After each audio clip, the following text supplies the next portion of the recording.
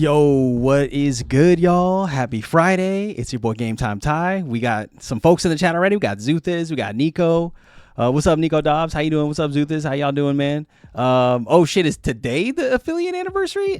Dude, that's crazy. I should know that. That's pretty sick. Thanks for calling that out, bro. Yeah, dude.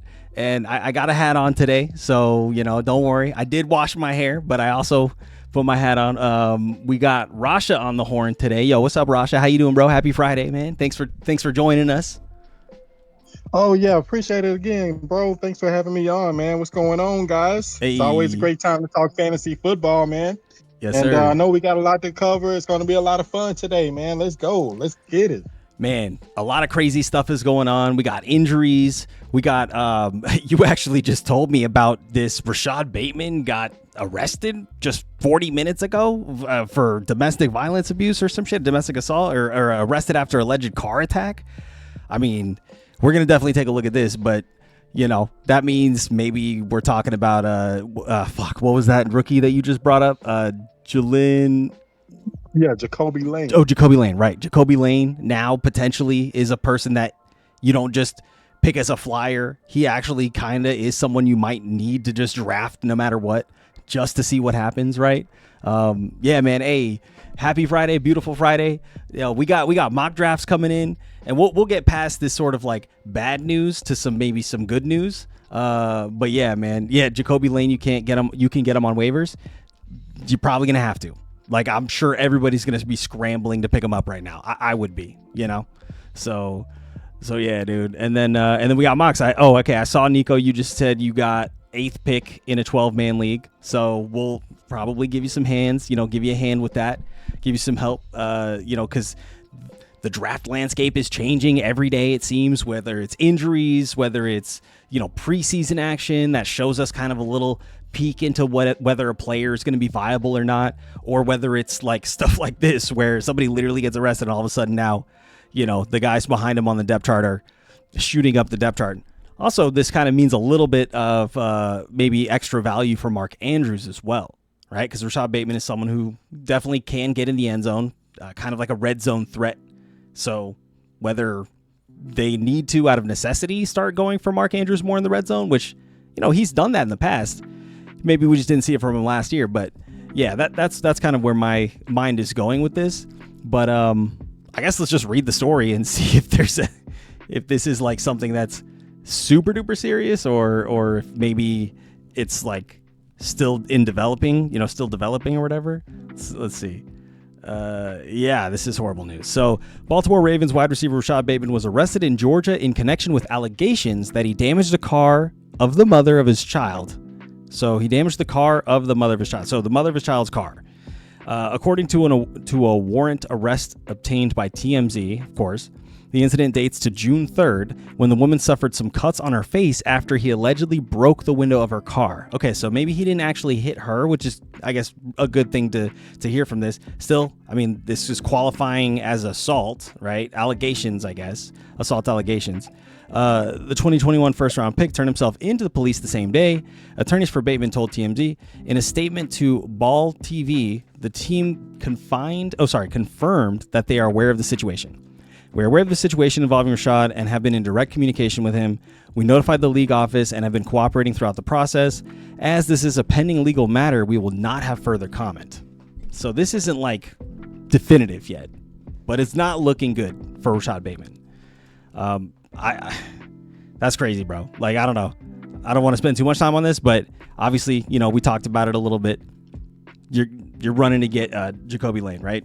Anybody else on that depth chart that you're interested in, Rasha, or is it really just Jacoby Lane from this news? I mean, for me, it's mostly Jacoby Lane. I mean, you have the rookie out of Indiana, Elijah Surratt. He could be interesting, but from what I've seen, Jacoby Lane has shown more of a upside. He scored a touchdown in the last preseason game. So, I mean, other than that, there's really no other competition for that number 2 wide receiver. But yeah, to your point, this does make me more intriguing, for the tight end Mark Andrews. He should be the number 2 pass catching option in that offense. 100%. That's where my mind immediately went. Yeah, Jacoby Lane, go get him for sure. But now Mark Andrews, if you've already drafted, I'm sure he's not available. But if you're going into drafts right now, Mark Andrews is someone who we look at as not really that highly drafted. If we go to his rankings in full PPR, we're talking tight end 15 off the board. We're talking in the 13th, 14th round, right? In 10-team leagues.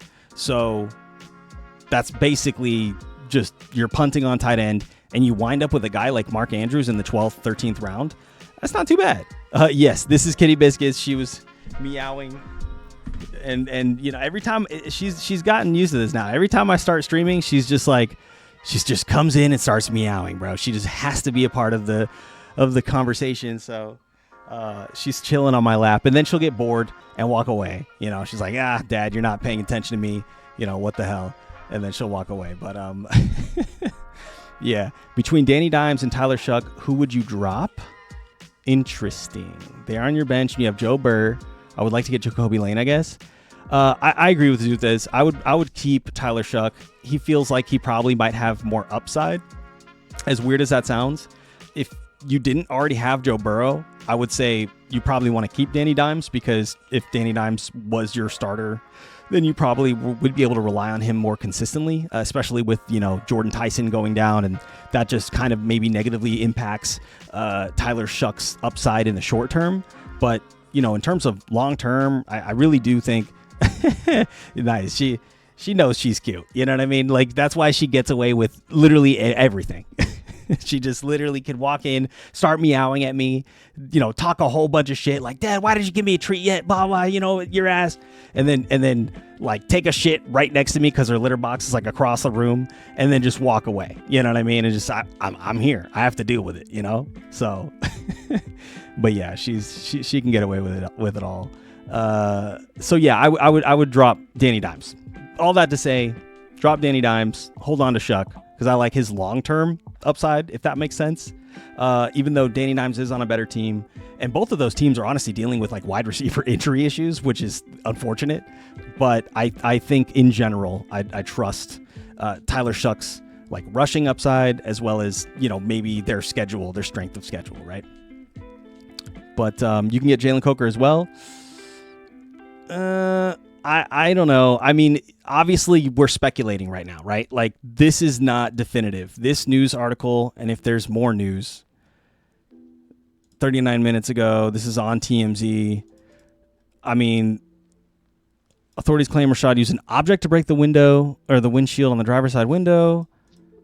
The arrest warrant, glass shattered, caused multiple lacerations to the alleged victim's face. The officer noted that saw some glass in her face while talking to her, multiple contusions on her face. Okay. So, but there's no... Interesting. A couple weeks later, Rashad asked the court to remove the no contact order, claiming the alleged victim indicated she wanted to have contact with him. The court signed off on the request, but still ordered the NFL star not to have violent contact. Interesting. What? I mean, obviously you don't want to have any violent contact, but like, yeah, I don't know. This is still, again, a little speculative, but even with this being as nebulous as it is, I'm leaning Jacoby Lane in that conversation if we're talking about Lane or Coker. But, you know, we still need to see what's going on with Rashad Bateman. This isn't a good look, though. Like, even if let's just say the NFL doesn't discipline him, right? He doesn't get suspended. The team still could decide to suspend him, or they could just decide to move on from him, or like discipline him in their own way by like reducing his snap count, right? Letting other guys play over him or whatever.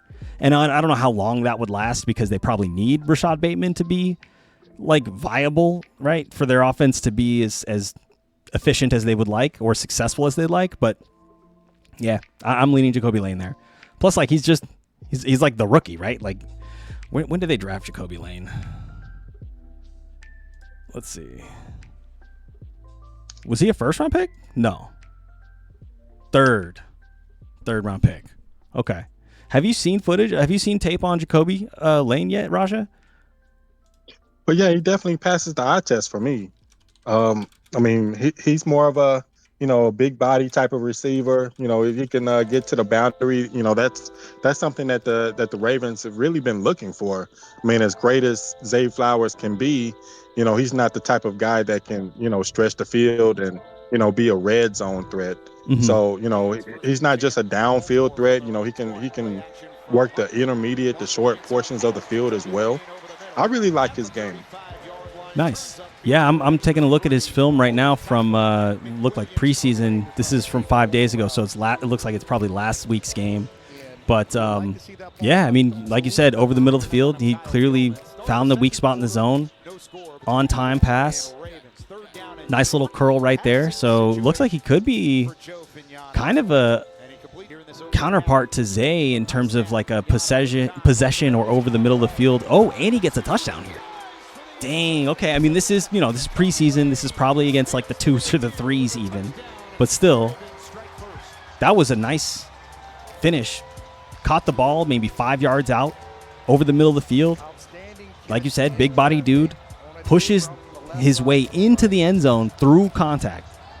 So like, if we're seeing that in the actual regular season, I mean, this could end up being the exact like replacement for Rashad Bateman that they're looking for.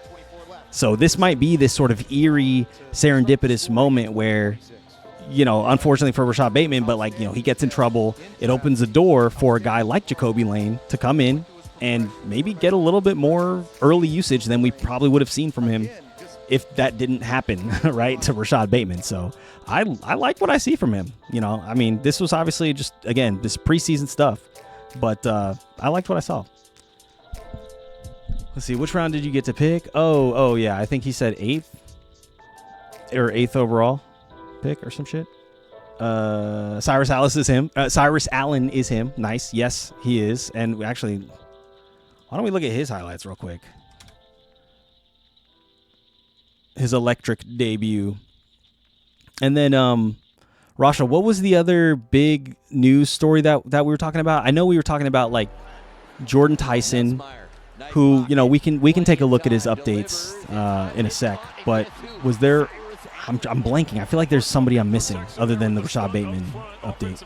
Well, we had the signings of Keenan Allen and Najee Harris. That's Maybe you want to touch on that briefly. Yes. There were a few injuries that were, most notably to the tight end position. Mm-hmm. And then Joe Burrow, this drama around the Cincinnati Bengals, that's something that has been a talking point lately. So yeah, those are a few things that you could touch on. Yeah, I'll definitely talk about Joe Burrow, but you're right. The Keenan Allen signing and the Najee signing, we should talk about that real quick. And then Sam Laporta, right? Nico Dobbs, you're right. Sam Laporta, his hip injury, we'll have to look into that as well. And then, okay, so check the status is saying 8th. You're probably going to go JT, CD, or Jettas. I mean, if CD's there, I lean CD over both of those guys in a full PPR. I like JT if you want to go running back there. Justin Jefferson, listen, I've hated on him probably all offseason. I am not high on him this year, and I think I've made that pretty clear. That said, all it takes is Kyler Murray locking in, for him to ball out of control, and that is very possible. So you could wind up getting a top 3 wide receiver, like 8th, 9th pick overall or something, which is solid. Like, he could finish there again if Kyler Murray locks in. That's really all it takes. Will it happen? I don't know. I give it like a 30% chance, but that's not bad. That's not bad, right? Are you crazy to take Amon-Ra over Puka or JSN? I'm not going to blame you for it because I'm also kind of lower on JSN and Puka, right? I think I would lean Amon-Ra, especially with the Sam Laporta injury. That said, I wouldn't blame you if you decided to go Puka over Amon-Ra. I wouldn't blame you if you decided to go JSN, right? Like, they're ranked over that particular player for a reason, right? They're ranked over him for a reason. Okay, so what other news? We were just talking about the Najee signing. Oh, yeah. Fernando Mendoza threw an interception, a pick 6.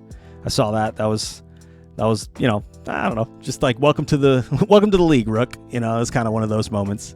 What else? Yeah, Cyrus Allen looked good, by the way. I know we just watched his highlights quietly. He looked good. So let's do Keenan Allen. All right, so frankly, Keenan Allen signing to the Colts, just feels like a desperation play because they know they need the depth. You know, we're talking about Alec Pierce missing time. We're talking about Josh Downs. Yeah, he's playing technically right now, but is someone who has missed time in the past and can be just a little unreliable. Tyler Warren just tweaked his groin a little bit, right, in practice. I don't know how much time he's going to miss. They're saying he should be ready by week 1. I trust it. So, you know, it doesn't affect my view on where I'm drafting Tyler Warren, but still, just this team is clearly looking for a little bit of depth, a little bit of help in the pass catching, you know, area, and signing Keenan Allen, who, let's see how old Keenan Allen is. How old is Keenan Allen? Fuck. Keenan Allen is 34. I'm not picking him up. I think this is just like, I don't know. Think about it from a team standpoint, right? They just want depth. Maybe this just means I'm a little hesitant to pick up other pass catchers on this offense, right? Tyler Warren, I'm still confident on him, but I'm probably not as high on like Alec Pierce and or Josh Downs. You know, Adonai Mitchell, I don't even know if he's still there. Is Adonai Mitchell still there? I think I just pulled that name out of my ass. No, he's on the Jets now. That's right. He got traded to the Jets last year. So yeah, I don't even know who the hell they have other than let's see. But what's your take on Keenan Allen though, Rasha? Like, how do you feel? Am I underselling it a little bit by saying it's not as important to this team, or do you feel like they actually are gonna start utilizing Keenan Allen like early and often? He's got rapport, I think, with their offensive coordinator. Maybe there's a reunion there. I forget if it's either the head coach or the coordinator that he has like rapport with. So clearly, you know, he probably is going to be able to get involved into this, you know, learn this system quickly. But is he going to be like heavily leaned on offensively? I don't know. Like that's kind of, I mean, he's listed number 1 on the depth chart, like out of necessity right now, right? Even Alec Pierce is still listed. What the hell is going on? Yeah, Ty, I'm pretty much on board with what you're taking or what you're saying on this. I mean, Keenan Allen, you know, sure, he may be a future Hall of Famer, but at this point of his career, I'm not sure if he really, you know, crosses the fantasy radar threshold. I mean, I can name about 20, I mean, maybe 10, I would say 10 wide receivers that I'd rather take in that range. You know, at that part of the draft, I mean, if we're just talking about Keenan Allen, I would rather have a Mekhi Lemon, you know, maybe, you know, Quentin Johnston, somebody that can carry actually league-winning upside, you know, much more upside. Really, I'm not interested in any of these Colts receivers. Even before, even if they were all healthy, I think they would still need to make this signing. I mean, because they're pretty thin at receiver, as you mentioned. I mean, you're right. They only have Alec Pierce. They only have Josh Downs. It doesn't affect Tyler Warren in any way. He'll still get 100+ carry or targets. So, yeah, I mean, if it affects anybody negatively, I would say it more so affects Josh Downs, because we saw the drop off from McConkey last year when Allen went back to the Chargers. Okay, yeah, true. But I mean, we also saw Allen like be utilized heavily in that offense for a pretty significant amount of time, right? If that's what you're saying. I think I like spaced out for a sec, but yeah, no, I agree. Like Tyler Warren should be fine, but yeah, Josh Downs definitely decreases in price for me. I never was on Alec Pierce, so that's that. But I'm looking at their depth chart right now. Nick Westbrook-Ikhine could end up being like a sneaky, because we saw him have a little bit of work last year. I mean, maybe not last year, but let's just say, I guess, prior years. So they can run another play. Oops. Prior years. So they can run another play. Let's see. What was his highest usage year? There was one year where he had 38 catches on 57 targets for 476 yards and 4 touchdowns. Right? Actually, there was another year, his second year in 2 years ago in 2024. So not his second year, but 2 years ago in 2024, he had 60 targets, caught 32 of them for 497 yards and 9 touchdowns. So this is a guy sneakily, randomly get in the end zone. At least that's what we saw 2 years ago. Now, last year he was on Miami, maybe buried on the depth chart. That team was a shit show. I don't know what was going on there anyways. Von Miller to the Cowboys, is that real? There's no way that's real. But Absolutely real. Is It's that? absolutely real? Did that Yes. happen, bro? Oh shit! I feel like let's see. We gotta check that because that is crazy. Yeah, I mean, I'm very excited about this signing. Von Miller to the Cowboys, obviously, future Hall of Famer. He'll definitely be, somebody that'll be a good locker room presence. Show these guys, how to play the game of defense. I mean, and we saw him just help the Rams win the Super Bowl a few years back. So, I mean, we're definitely going for the Super Bowl, and signings like this do nothing but indicate that fact. Yeah, no, 100%. I'm excited for that. I mean, y'all obviously have an upgraded defense in general, so you add Von Miller onto that. Even if he is a little older, all he needs to do is come in on like third downs, right? Or even just key third downs. Come in, make one play, go ahead, sit on the rest of the bench or the bench for the rest of the game. Like you did your job, right? Wait. What was that? What was going on? Von to that. Still younger than Ty. I mean, I'm about to be 37. I don't know if y'all knew my actual age, but I'm gonna just let the world know. How old is Von Miller? He's up there. He's about 38. Oh, he's 37. 36. Oh shit, we're the same age. Damn, me and Von. Shit, I could actually. Maybe I could have been playing still in the NFL. You know what I'm saying? If I got there ever. No. But nice. Okay, so he actually could have a little juice left, Have we seen a pass rusher or edge player like that old be efficient or productive in the NFL before? I'm trying to think, like, who was the oldest like elite pass rusher? Or someone who played into their like late 30s or some shit, I don't think there's been many.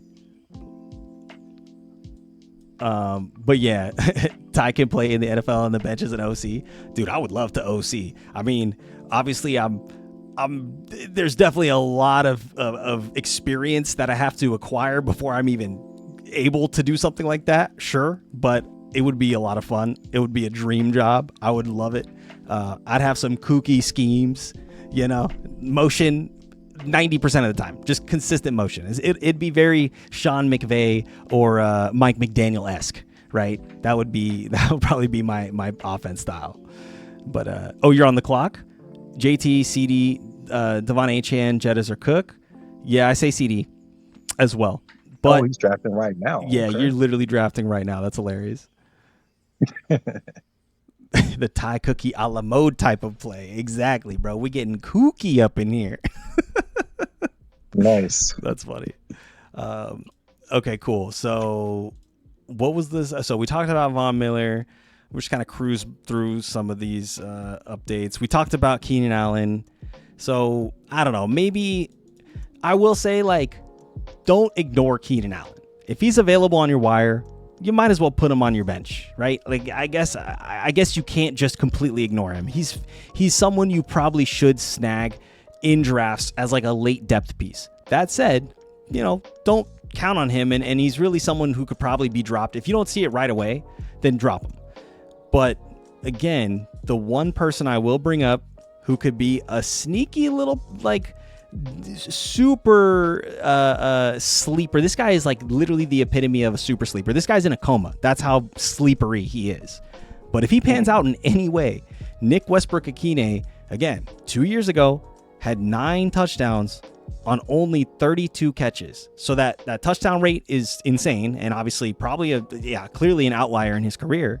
But that just means, in a best case scenario with him, he can get into the end zone, and like his long ball, right? 98-yard long catch. Like, I think that was like a 98-yard from downtown like fade that he just ripped off to basically, again, for a 98-yard touchdown. So he is clearly a burner. And I don't know what FD is. Oh, receiving first downs. Interesting. So out of 32 catches, 25 of them were first downs. I need you guys to realize that's insane. So, like, clearly he's either just, is 15.5 average per catch, right? So clearly, he's never below 11 yards per catch, except for last year, which again, we'll throw that year out. That was at Miami, that team was an utter shit show. But I don't know, man. Don't sleep on this guy. Nick Westbrook-Akine, we could be talking about him. I'm telling you, like week 2, week 3, at the latest, as like, yo, you guys better go scramble to pick this guy up off the waiver wire because it's not panning out with Keenan Allen. Josh Downs isn't getting it done. Frickin' Alec Pierce isn't even on the field. And, you know, Tyler Warren's good, but they still need a guy like Nick Westbrook-Akine who's 6'2", 211, and a burner, right? So, yeah, sneaky. This guy's sneaky. I don't know. What do you think? Is that going out too much on a limb, Rasha, or do you feel like this actually could be something that pans out? And I'm not just having a fever dream about this guy. Oh, it's definitely a limb. But I mean that touchdown rate is crazy. Right. I mean it's somebody you could definitely watch. You know, if he starts out the season and, you know, we could see that his snap percentage is substantial. You know, it may be a guy that we target in waiver wires. I mean, we see it every season. You know, it's always, 2 or 3 wide receivers, you know, that pop off, you know, maybe six catches, 80 yards, a touchdown. And, you know, they get those kind of stats. It's somebody you have to pay attention to. Yeah. I mean, when it comes down to, you know, he's not going to be that kind of guy. You know, they need somebody, especially if Alec Pierce, even if he does come back and he's slower, they need somebody to fill that role. So, yeah, I mean, it's not too much of a limb, I guess. Yeah, no, I completely agree. Yo, check the status. Are you drafting on Sleeper, or is it another platform? Because if you're drafting on Sleeper, I could technically you could share the lobby. We could watch it on stream and give you pointers in real time. We could be your own dude on a chair in your ear feeding you all the best intel or whatever, right? It's ESPN. All right, it's all good. Nice. But no, it sounds like you're making some good picks. Zutha's got you on some help, so that's legit. You're thinking Chase Brown. I love Chase Brown, obviously. I mean, I would have probably picked him up over those guys. But you went Henry. Okay, not too bad. Not taking London Love or Trey. Okay, cool. All right, well, I mean, hey, keep drafting well, man. Sounds like you're crushing it. But, you didn't go Henry. All right, that's probably the best. That's probably for the best, I would say. I hope you went Chase Brown, because that's what I would have done. But interested to hear who you went regardless. And then, Zuthas, I saw your earlier question, who is behind Sam Laporta on the depth chart for the Detroit Lions? The real answer is, like, nobody. It's this guy Brock Wright. It's Tyler Conklin. It's Jackson Meeks. So really, it's nobody, right? That just means that the people who are going to step up into that sort of target share absence of Sam Laporta, in my mind, it's, of course, Jameson Williams, right? Because Amon-Ra, like, his target share is already established. And in a way, Jameson Williams is also established in this offense in terms of he's carved out his own target share that's pretty reliable as well. But Isaac Tesla is someone who I've been just sneakily, I haven't been really talking about him. I actually maybe mentioned him once in a stream maybe 2 to 3 weeks ago. That said, he's definitely someone who I'm just not disregarding.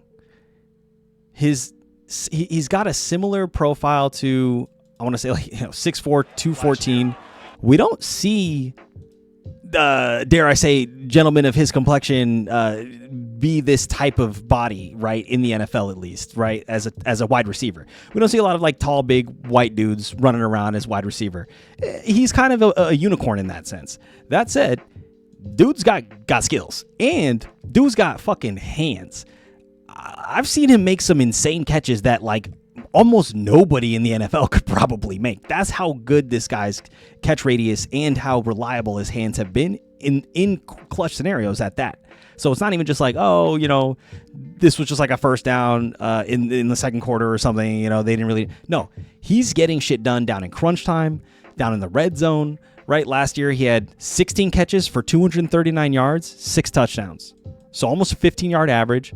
But that touchdown rate, 6 out of his 16 catches went for touchdowns.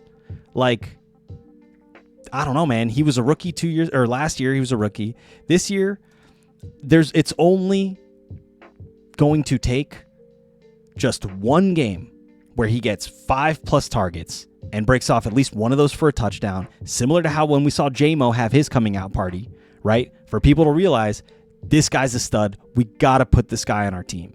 So I'm probably now with the Sam Laporta of it all, I'm probably targeting this guy at the end of drafts, right? Probably in the 14th, 15th round, like literally right at the end of drafts, stashing him on my team. And, it's funny because I wasn't intending to turn this into like a sleeper conversation, but we're already kind of bringing up some sleepers, right? Nick Westbrook-Ikhine, Isaac TeSlaa, both of these guys are absolutely dudes who I could look at as like popping off as waiver wire darlings, or if you were, if you had the foresight of drafting them on your team and stashing them, they're like your darling sleepers who potentially end up being league winners down the stretch, right? But again, it's going out on a limb. Rasha, maybe you don't agree with the TeSlaa assessment that I'm making, but I don't know. What do you think? How do you feel about Isaac TeSlaa? And maybe it's too early to say. He's literally a second-year player, right? Well, yeah. I mean, the talent is undeniable. I'm with you on that. I mean, TeSlaa, if there's any kind of injury, to a Jameson Williams, knocking off the wood I can for St. Brown. Yeah. I got you. Right. TeSlaa, I mean, he makes some of the most spectacular catches in the league. Mm-hmm. Just throw it in this area and he'll catch it. If he could just develop his route tree, I mean, this could definitely be a dynamic receiver for the future. I mean, especially with, like you mentioned, the Laporta injury. This is a team that can support 3 pass catchers behind Jahmyr Gibbs. Right. So, this is a guy that, he could have those spike weeks. He could be a flex-worthy option in some of those favorable matchups. Absolutely, 100%. And so I threw his highlights on, just because we were talking about some of these crazy circus catches that he's making, one-handed catches, consistent. Again, he's making touchdown plays late in games. Straight up, we'll have no targets the entire game, and all of a sudden they get him going on one play, and he comes down with it, like in clutch scenarios. So that already is building confidence in your quarterback, in your coaching staff, right? So you're probably going to get your number called a little bit more often, especially in key scenarios, and especially if, like you mentioned, Rasha, if anybody should go down around this pass catching room, like literally any of them, TeSlaa immediately steps up into like a flex-worthy option almost each and every week, in my opinion, right? But let's see. There's some chat I'm missing right now. I'm drafting tomorrow, 7 p.m. I could use your help, Ty, to be honest. Okay, 7 p.m. Eastern time. All right, I'll. I don't know if I'm gonna be streaming, but if you want to jump in Discord or some shit, maybe we could. I don't know. Maybe we could make a stream out of it. But I can't make any promises. I do have to have lunch with someone tomorrow. I don't know if I'll be back by 4. Either way, I'll let you know. We'll talk about it. But would love to help out if I could. TeSlaa, hey. So CD and Saquon is your first 2 picks. Nice. You're getting an RB and another wide receiver. Okay. Wilson, Jacobs, Javonte, Pickens, Teddy, Mack, Devontae. Oh, Javonte and then Devontae. And then I'm assuming Kyron Williams, right? Not Kristen. Yeah. Nice. I probably would go, if you're trying to get a running back, I would go Javonte for sure. Or Kyron. You kind of can't make a bad call between those two. Definitely not Jacobs. And then I'm leaning, if you're wanting a wide receiver, obviously it's Pickens there. I don't think it's a question. So, 2 Cowboys, can't go wrong. And then, he already has 1 Cowboy. And Kyron, nice. You guys are already on it. Let's go. So that was Isaac TeSlaa's tape from last year, right? So again, just kind of proving my point or trying to solidify my point of this guy could be a sleeper, and all it takes is Sam Laporta missing 4 weeks, right? J-Mo not playing for whatever reason, whether he gets suspended or anything. Somebody removed from this offense in any way, Isaac TeSlaa steps into this role, and I think takes it and runs with it. So let's just see. Okay, so Laporta is dealing with a hip injury. Dan Campbell said he wouldn't commit to the tight end being available for week 1 against the Saints. Okay. Yeah. it just makes me nervous. I was already kind of not on Sam Laporta. I know some people were, but now that I'm like even more hesitant, I think he's never going to end up on my team like this season at least. I'm just probably going to go through 10 drafts and not have a single team with Sam Laporta on it. I don't know. Am I being too harsh?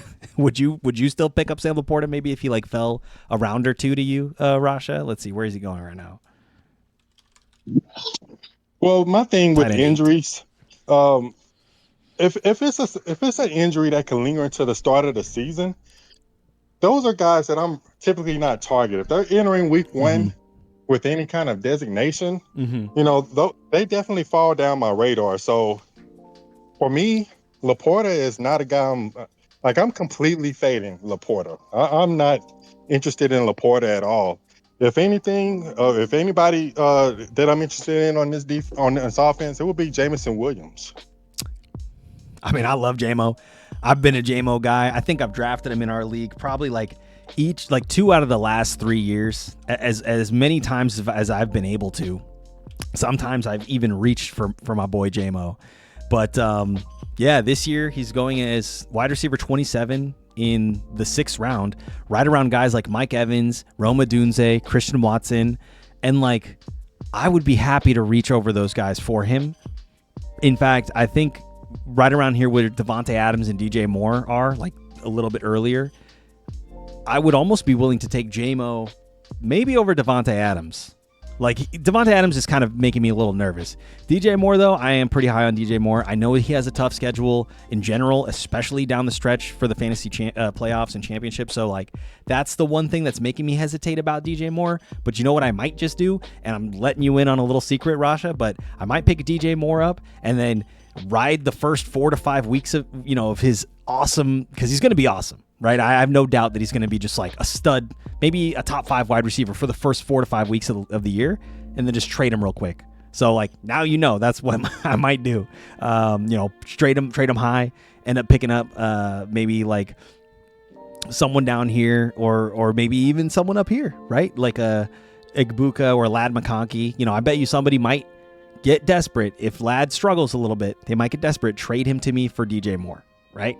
So I don't know. That's just a hypothetical. Obviously, like we have a lot between now and when that's even potentially going to happen, but it's just, something to think about. You went Javonte, had no time. Okay, nice. Yeah. I'm happy with Javonte. Let's go. So, what was the last news story that I wanted to cover? I don't want to spend too much time on it, but Joe Burrow. This is what I'll say about Joe Burrow. Okay. So Joe Burrow, this guy is in his 7th year in the NFL. He's a stud. He's been hurt probably more often than not. He's literally missed like half a plus of a season in each and every season. I want to say like averages, let's just say averages like half a season out, right? Almost each year. So clearly he needs to stay on the field. I know our offensive line got better. Sure, he got hit in preseason. All right. We're going to pump the brakes a little bit on the slander to the offensive line for the Bengals because frankly, I saw a lot of good things from them still. Yeah, there's still some things to work through, but I want everybody here to at least feel the confidence that I'm feeling, which is when he says stuff like, oh yeah, let's just watch it here. Let's just watch what he says, and then I'll respond. How about that? Okay, so check the status is saying he can go Jacobs, ETN, or HN, Judkins, Ladd, Igbuka, Scat, or Bucky.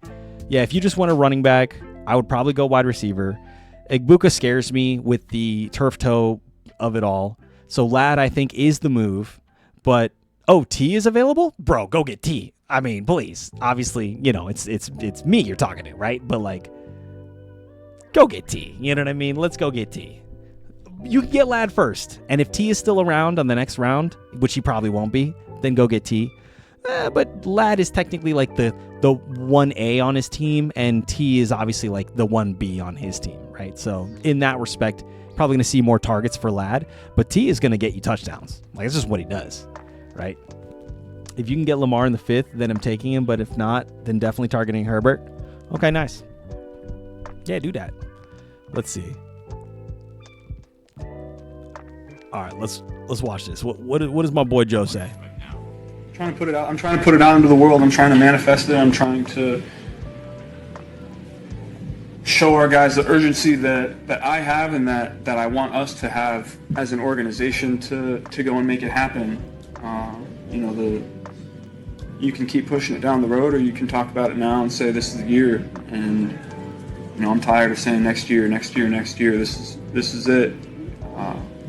Your life is too short to keep pushing things down the road, and I'm trying to instill some urgency and some intensity in everybody to go and be great every day and try to go make it happen. No shade to Joe Burr. Obviously, he's my GOAT. Let's get it done today. Let's get it done this year. But you kind of can't do this, unfortunately, right? Like, it sucks. It really sucks because he's just having a real moment. He's answering a question honestly, and clearly the media is running with it, and there's a lot of scrutiny around this messaging, and I understand. But what I will say is I'll give him the benefit of the doubt that, like, he's honestly, it's just a human moment. Like, he's just being real, and he is still showing that he's frustrated, and I think he's probably trying to get ahead of this now so that we have no excuse to look back and be like, hey, where did things go wrong? Like, he's calling shit out ahead of time, trying to keep people accountable, that kind of thing. Show that there is a sense of urgency within the Bengals organization, whether it's starting from the players and going up, or it's across the board, or, it's coming down from the coaching staff. I like the fact that he's trying to spearhead the trajectory of this team with his leadership, right? And basically setting the standard of, like, this is what we need to fucking do. We need to be great, and there's no room for lackadaisical, practices, or, being distracted or whatever. Like, you got to be fucking locked in.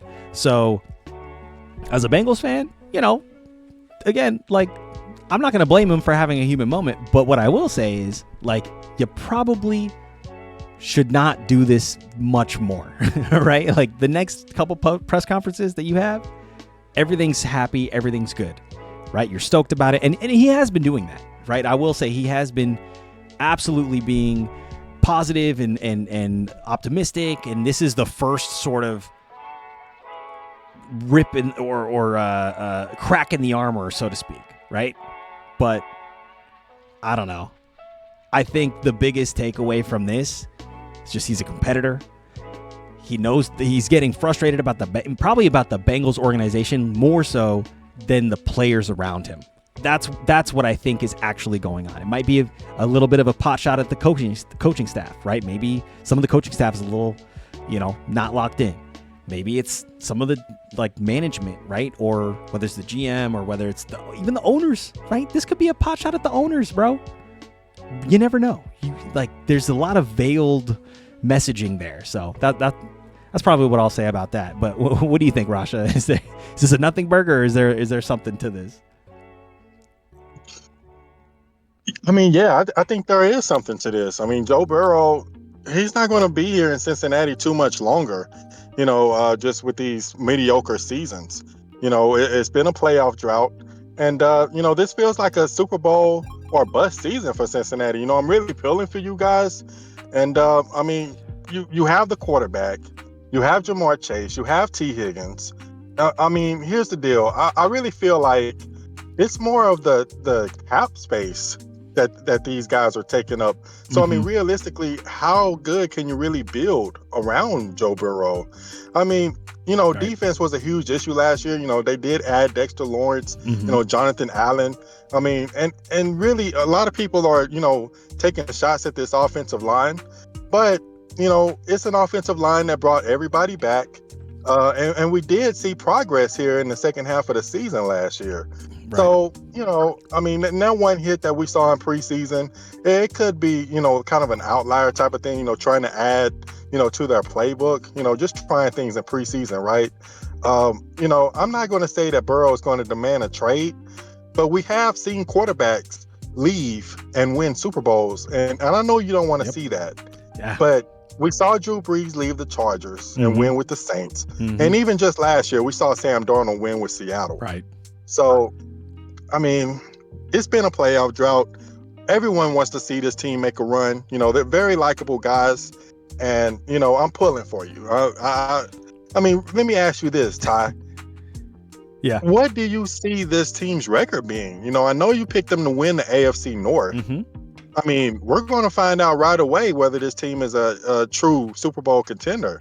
They start off with Tampa Bay. Then they have, I'm kind of blanking there. Yeah, I'm pulling up their schedule right now. Pittsburgh. Yeah, it's Tampa Bay at home, then it's at Houston, and then it's at Pittsburgh. So you're right. It's a couple tough road games for this week 2 and week 3 of the year. So they could end up going 1-2 if they underperform what our expectations are. Now, I'm expecting them to come out of the gate swinging. You can't have another slow start to the year, right? They've done that just way too many times. It's almost like literally for the last 3 to 4 years, it seems like we're straight up like by week 7, week 8, we've already dug ourselves like a 2-4 hole or 2, we're like 3-5 or something like that, or 2-6 or some shit. And it's like, in order to make the playoffs, we got to win like 7 straight. And then we somehow do it, but it's just like, why do we put that much pressure on ourselves? I want us to come out of the gate swinging. We have to beat Tampa Bay at home. I don't think there's any doubt about that. And then Houston, could be close. Houston's D will probably, stifle us a little bit, and it's a road game, so that's tough. I'll give Houston that game. But then at Pittsburgh, division game, could be greedy, could be low scoring, but I say we take that. And so, that's starting the year 2-1. I'm not mad at that. And then a Jacksonville game could go either way. Jacksonville's not a bad team at all. They have a pretty solid defense as well. So say we're 2-2 going into week 5 at Miami, hands down, we're going to win that. So going into our bye week 6, we could be 3-2. I would be super stoked with that, right? I would be over the moon with a 3-2 record going into this week 6 bye week. And then, at Atlanta or at Baltimore, Baltimore is kind of a mystery to me. I don't know what they're going to do. I know people are actually like high on them. Vegas is high on them. They're giving them high win projections. They're giving them high point projections. I just, with the absence of Harbaugh, like how much growing pains will they be going through right this year? So yeah. But Zuthis is saying, I hope he has a healthy season. I agree with you. All right. And how is Jared Goff and St. Brown stack? Amazing. I would be playing that stack if I could 9 times out of 10, depending on if I waited on quarterback and like Jared Goff is my starting quarterback. Usually I end up with Jared Goff as my backup quarterback, so typically I wouldn't even be playing that stack a lot of the time, but it's a great stack for sure. You're 2 picks away from Lamar. Nice. You don't know if you like Chase Brown with this schedule. He'll be fine. Chase Brown is someone who's got the talent and is utilized enough in this offense in enough creative ways that he will be okay, right? This offense is firing on all cylinders. Sure, you might see some rough patches with like the Houston game, week 2, and then maybe one of these, away games in a division matchup, and then potentially like, Kansas City could be tough, but that's still a home game for the Bengals, right? And New Orleans doesn't scare me. The Browns don't scare me. Like at Washington doesn't really scare me a ton. Tennessee, right? So actually down the stretch after the bye week, there's only maybe 1 or 2 matchups that I'm looking at that I'm like, oh, I'm worried about Chase Brown. Everything else, I actually like this schedule for them.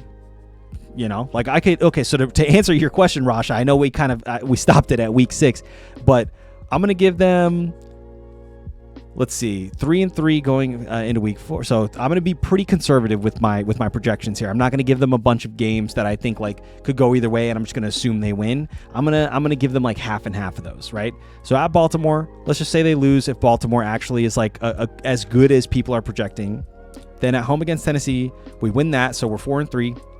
Week 9 versus Atlanta, we win that, so we're 5-3.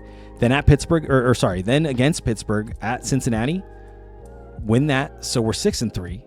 Then at Washington, I think we win that too, right? So 7-3. Against New Orleans at home, 8-3. At Cleveland, 9-3. So like, damn, this is crazy.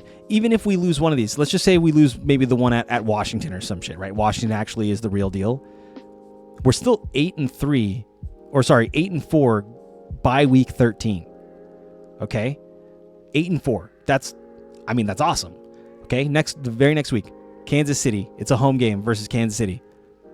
Okay, let's just say Kansas City has returned to their, elite status and has been winning a bunch of games, and they're an elite team once again. Okay, 8-5. Right, we lose that game against Kansas City, 8-5. At Carolina's tough.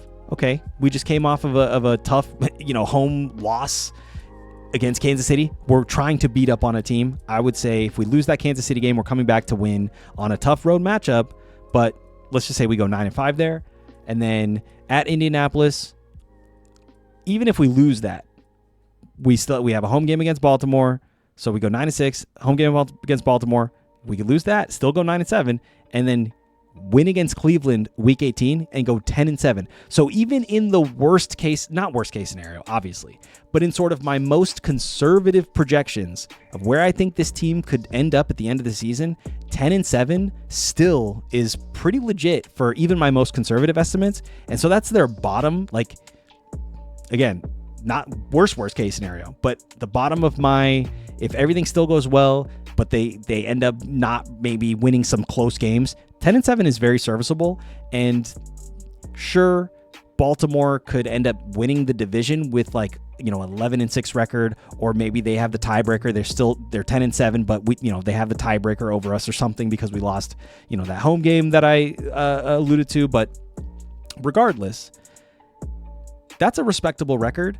If I want to project their ceiling, I would give them, so that away game or that home game against Baltimore, I would definitely give them that Indianapolis game. So it's already 2 games. I would give them that Washington game. So that's 3. So 13-4, I think, is their ceiling, which is incredible, right? So I don't know. Am I sniffing the Homer farts too much, or do you feel like that's reasonable? No, that is reasonable. I'm not mad at that. I'm very excited for this team. I mean, the defense will be improved. We know they're going to score 30 points a game. If they can just, hold more teams than not under 30, yeah, that's your 13 wins. It's going to be a very exciting team. I like this team. Yeah, man. No, I'm excited. I'm excited as hell. And you're right. It's really going to come down to the defense. Can they hold teams under 30 points? Because their offense will put up 30 in their sleep, right? Against most teams. So, and that is something that there is optimism. It's actually, there is optimism around the Bengals defense right now. Maybe it's my algorithm, maybe it's my echo chamber, maybe it's my bias talking because I'm a Bengals fan. Whatever the case may be, I have seen a lot of optimism around this Bengals defense. Now I'm going to temper my expectations, of course, but I do think that this could be a sneaky defense where they were bottom 3 in the NFL last year in yards allowed, points allowed, points per game, all that stuff. This year they could easily end up, in my opinion, in a top 15 scenario where they go from worst to the top half of the league. So, that's not a bad jump. Not a bad jump. So, damn, check the status.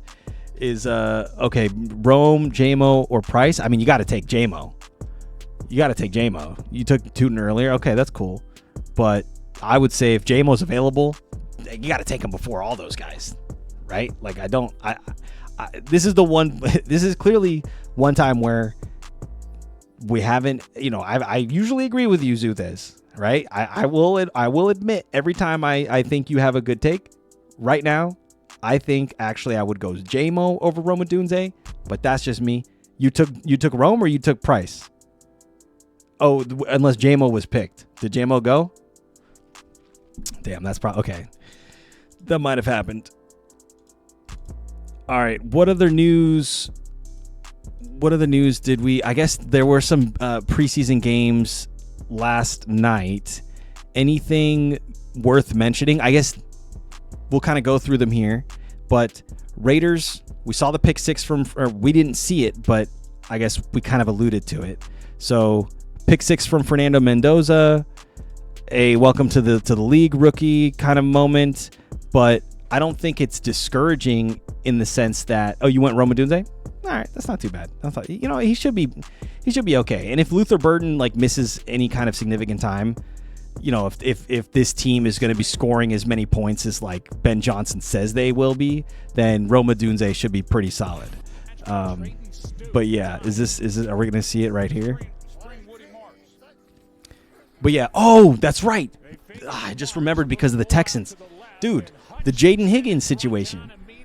That's Absolutely. Yeah. What's the takeaway with that? Are you scared now of all the pass attacks or pass catchers in Texans in Houston because of this, or are you now higher on other players? Like, does Nico Collins rise? Does maybe Dalton Schultz rise in your rankings? Is there another guy on this team because it's a season-ending injury? Is there someone on the depth chart that we haven't even thought about yet that could be like a random sleeper candidate? What's your take on the Texans pass catchers after the Jaden Higgins injury news? Well, it's interesting. I mean, Nico Collins, he's on a rocket ship. He's definitely solidified himself he was already going to be a wide receiver one.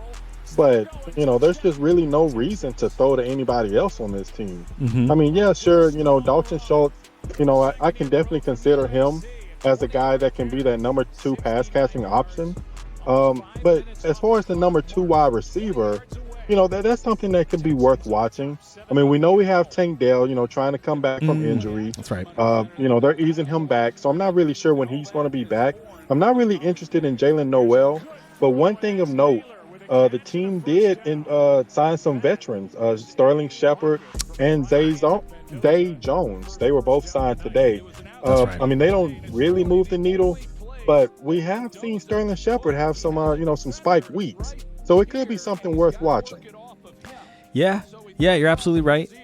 And I it's funny you should mention Tank Dell because, I mean, gosh, man, what a talented guy that was.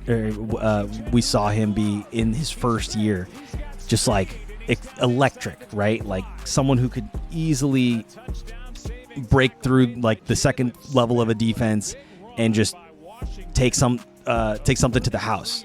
Let's see. First year he played 2023, 78 targets, 47 catches, 709 yards with a 15.1 yard average per reception, and he got 7 touchdowns. So that was good enough for him to finish as a top 40 wide receiver. So kind of like a flex level guy. And I want to say a lot of that production came towards like the end of the year. So it was kind of a situation where I think he might have helped people win leagues. Oh, actually, never mind. I misspoke. It happened towards the middle of the year, most of his production. So he got hurt and then would have helped people win leagues probably if he hadn't missed like literally just the whole back end of that year. So I do like thinking about Tank Dell because he's off people's draft boards. So he's a free pickup. He was someone who I think was off draft boards because Jaden Higgins was there and because of his injury history. He missed, I think, 2 back-to-back seasons pretty much with like season-ending injuries. So usually a guy going through that, a guy his size, it's tough for guys like that to come back into the NFL and be their old selves after these types of injuries and multiple of them, right? That said, if there's a world where he even gets back to, say, 75% of what he was, right? If we're looking at his games, his ceiling games, where he had 10 targets, 8 catches, 149 yards, and a touchdown. Average 18.6 yards per reception. Another ceiling game, 11 targets, 6 catches, 114 yards, 19 yards per catch, average, 2 touchdowns, right? That's incredible. So clearly his ceiling is when he gets volume and he breaks through the secondary of a defense, he gets open, He can he can catch those targets, right? And he was on the same page with CJ Stroud. And again, there may be some rust you have to knock off of, especially after missing so much time. But I just want to point out that, again, when we saw Tank Dell at his best, I would even take 75% of that, right? 75% of this score is, I don't know, what's 29 divided by 4? 7, so minus 7 points or some shit.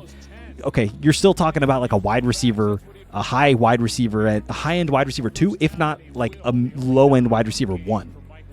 You know what I'm saying? So just don't forget about Tank Dell, right? He's definitely someone we talked about a bunch of, again, like I don't know how we started talking about like sort of these late round stasher, sleeper kind of guys, but it's funny because Isaac Tesla, Westbrook Akine, and Tank Dell are all guys that are going in the back of drafts who you could easily take a shot on any of these dudes, and you could be surprised come week 1 how much they're utilizing in their offenses, because just out of necessity of guys in front of them going down, or maybe their talent actually warranting them to be utilized in a higher like manner, right? In a more consistent manner. So I like that call out. But you also mentioned Jalen Noel, and that is the more realistic pickup out of these two, probably, just because I don't think we've seen Jalen Noel deal with these types of injuries. Obviously, he's only played 1 year. He was a rookie last year. Wasn't great. Did have one game where he showed a little bit of a flash. 4 catches, 3 yards, 54 yards, or 4 targets, 3 catches, 54 yards, a touchdown. Okay, not bad. His other 2 viable games, 7 targets, 4 catches, 77 yards, no touchdown. 6 targets, 5 catches, 63 yards, no touchdown.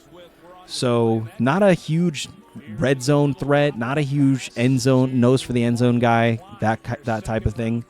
Now, anything could happen this year, right, with the absence of Jaden Higgins, because Higgins was a red zone threat, right? If we look at Higgins, I'm doing my diligence here. Whoa, what the hell? Did they already take him off a... What? Where is he? Dude, is he not on this?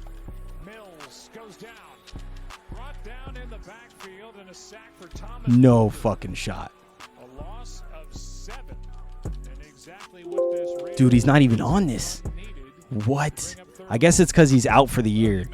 But I want to look at his stats, man. Okay, I'll look at his stats here. Jaden Higgins. Okay. Should be using this more anyways. So let's see. How many touchdowns did he have last year? He had 6 touchdowns. Okay. So out of 41 catches, 6 of them were for touchdowns. So that's like, okay, Dak, Purdy, or Stafford, or wait around to get Herbert. I like Dak, personally, out of those guys. So gun to my head, if you had to pick up a quarterback right now, it's Dak. But I wouldn't be mad at waiting for Herbert, because I'm like, if there's, so it depends on who's around. If there's another guy like a wide receiver or a tight end, a wide receiver or a running back that you'd rather pick up, and you want to wait for Herbert, and it's justified, and you could make that justification because you really want that running back or wide receiver, then do that. But if there's nobody you see that like you're the only person that doesn't have a QB, okay, so you could wait for Herbert. I think that could happen and you'd be fine. But if you're worried and you want to just pick up a quarterback now, which sounds like you probably do, then I'd pick up Dak. I don't know, Rasha, what do you think? Dak, Purdy, or Stafford, or wait around and pick up Herbert? Well, the homer pick here, Cowboy fan. Of course, I'm gonna say Dak. Right, it was a trick question. Dak is going to be a top 10 quarterback, but I mean, you also have to look at the depth around them. If you can find a quality wide receiver 3 with upside, or a flex-worthy running back, I think I would take those guys above Dak. But if you're just ready to solidify your quarterback and you're not sure that Herbert's going to be available, then yeah, go ahead and go Dak. You can't go wrong with that. I agree 100%. You would have Dak and CD or Herbert and Lad connection. Either of those I'd be fine with. If you somehow miss out on Dak because you passed up on him or something and then Herbert comes back to you, that's great. But I agree with Rasha. Like, yeah, Rasha's a Cowboys fan. And I do have some loose ties. I do have, like Rasha's my cousin. My dad's a Cowboys fan too. We got a bunch of family in Texas, so I get it. Like, I'll give a little bit of like a Homer adjacent pick with this pick, but I do like Dak as well. I think he easily could finish as a top 10, top 8 fantasy quarterback when all is said and done, right? So and sure, Herbert could do that too, but I think it's more likely that just the way these teams are composed, the way they, will probably be in shootouts more often, them being the Cowboys, right? Because, just compared to last year, their defense, even if it takes a little bit of a step forward, and this is like the Bengals all over again. But even if their defense takes a little bit of a step forward, their offense is still going to have to put up like 30-plus points a game, and they can. So, Dak is going to be a big part of that. He's going to be averaging like 270-plus yards passing per game, like at least 2 passing touchdowns a game, right? And then you might even see him, get a little hot foot action scramble. He might get foot loose with it, or I don't even know what I'm trying to say, but you know what I mean. He can get a little scramble action. Don't count him out with that. So I like the Dak pick up there, and you're probably on the clock, and you probably aren't even. You probably now either already made the pick, or it's too late. Passing on Dak if M. Wilson and BTJ are available. I like that. And that's a good plan. And that's exactly how you got to sort of look at these types of scenarios. Totally, do not go into each round without at least 2 to 3 options that you'd be okay with if one of those guys are gone when your pick shows up, right? You got to have backup plans. I'm a very big proponent of, having at least some type of resource, whether it's an Excel spreadsheet, a notepad, a draft doctor, if you will, right? Some kind of companion that can help you each round, keeping you focused on what the players that you want to target are and where they're going to show up in your draft, right? You're passing on. Oh yeah, we already said that. Okay. We quietly watched this Fernando Mendoza pick. I'm gonna go ahead and run it back real quick, and we'll just watch it. So Fernando Mendoza, this is a little play action. Okay, he sees a guy. He was staring down his wide receiver. So to be honest, this is what he has to do better. He's literally makes his first read. It's not there. Okay, actually he wasn't really staring him down. He was staring his other receiver down. But when he snaps over, he doesn't see this guy showing up in coverage, right?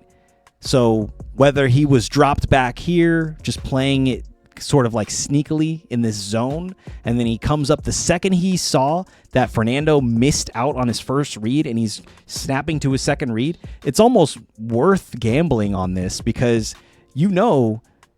just the timing of the play. He already was in the pocket for almost 2-3+ seconds by the time he releases this ball.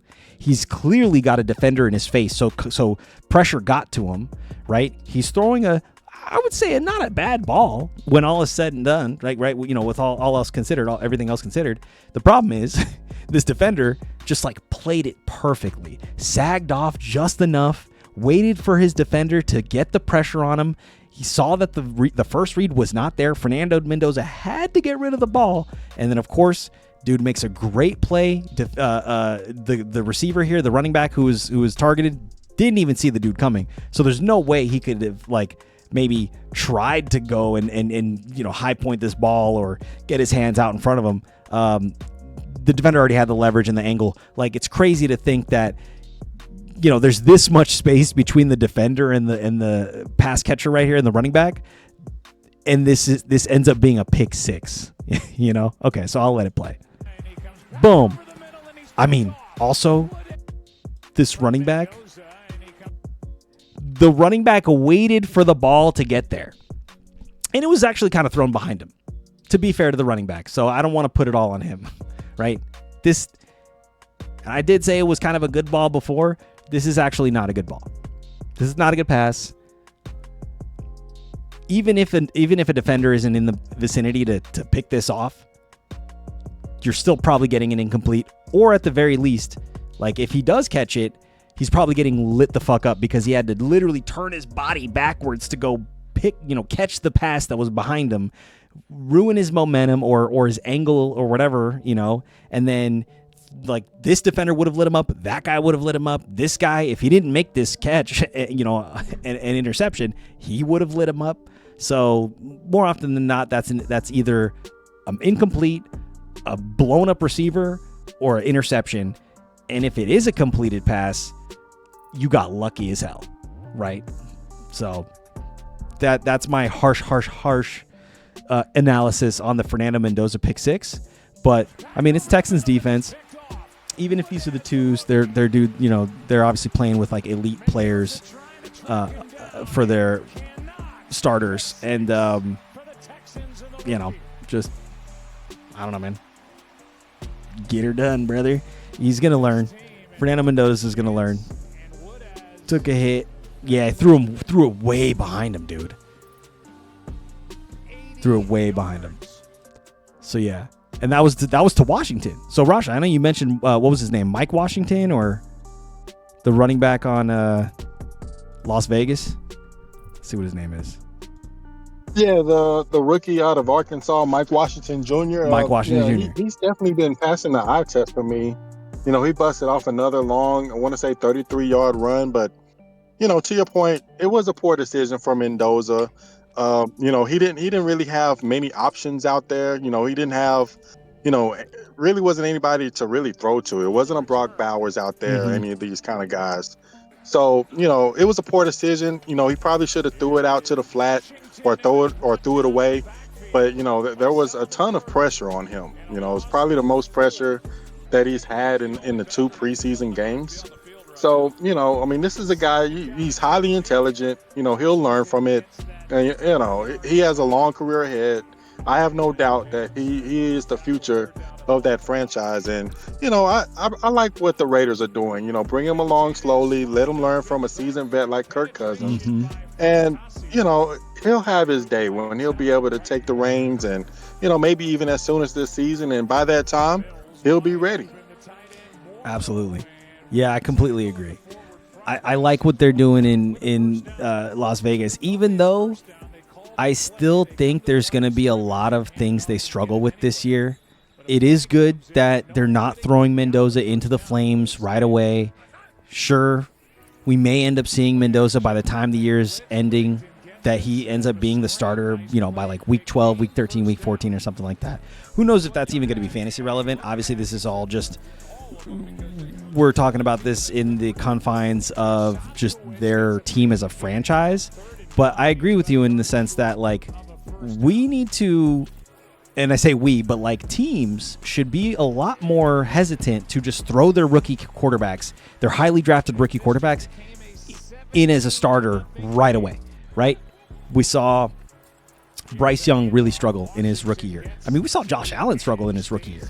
We saw Cam Ward struggle in his rookie year last year, right? So, and it wasn't pretty. And sometimes these guys could get hurt, right? You're putting them in the line of fire, and unless it's worth it, because obviously, like, experience is experience, and so if they're getting this valuable experience and turning it into like lessons for tomorrow, then sure, you can make the argument that it's worth putting them in the line of fire like this. But there's so much value in my mind to letting a rookie sit for at least half a year behind a guy like a consummate vet like Kirk Cousins, or a Sam Darnold, or maybe even a Kyler Murray has some things he can impart on a young JJ McCarthy, but that's going to be a little bit of a different situation in my mind. So that I think, we saw that with, I want to say Tom Brady sat behind Drew Bledsoe, Aaron Rodgers sat behind Favre. Both of those guys are like goats in their own right. Who else? I want to say fuck. There's somebody recently. Oh, Patrick Mahomes. Patrick Mahomes is a great example. He sat behind Alex Smith. Is not like some stud, but he's a solid NFL quarterback. Has a ton of experience. Was a journeyman. Has been on a bunch of different teams. Has had success. Right. Was a pretty much one of the best case scenarios because he knew he was going to get replaced, and it was just a matter of getting the young guy up to speed. And there was no pressure to like have him kind of keep the job because they all were on board with that game plan from the jump. So this is a very similar scenario with the Kirk Cousins-Mendoza dynamic, and they fucking love each other, dude. These guys are like best friends already, right? It's like the Step Brothers situation. But yeah, only one other person who doesn't have a quarterback. Oh shit, never mind. We already said that. Look, you look Lamar, Mahomes, even Rodgers. Yeah. Look at Lamar. Yes. I forgot about Lamar Jackson. They all sat a year. Exactly. So that's just my argument for why I think it is valuable to have at least, again, half a year to a year for a rookie to sit and chill. But we have seen guys come in, immediately have success. Andrew Luck, RG3, a little bit more recently, Jaden Daniels, CJ Stroud, right?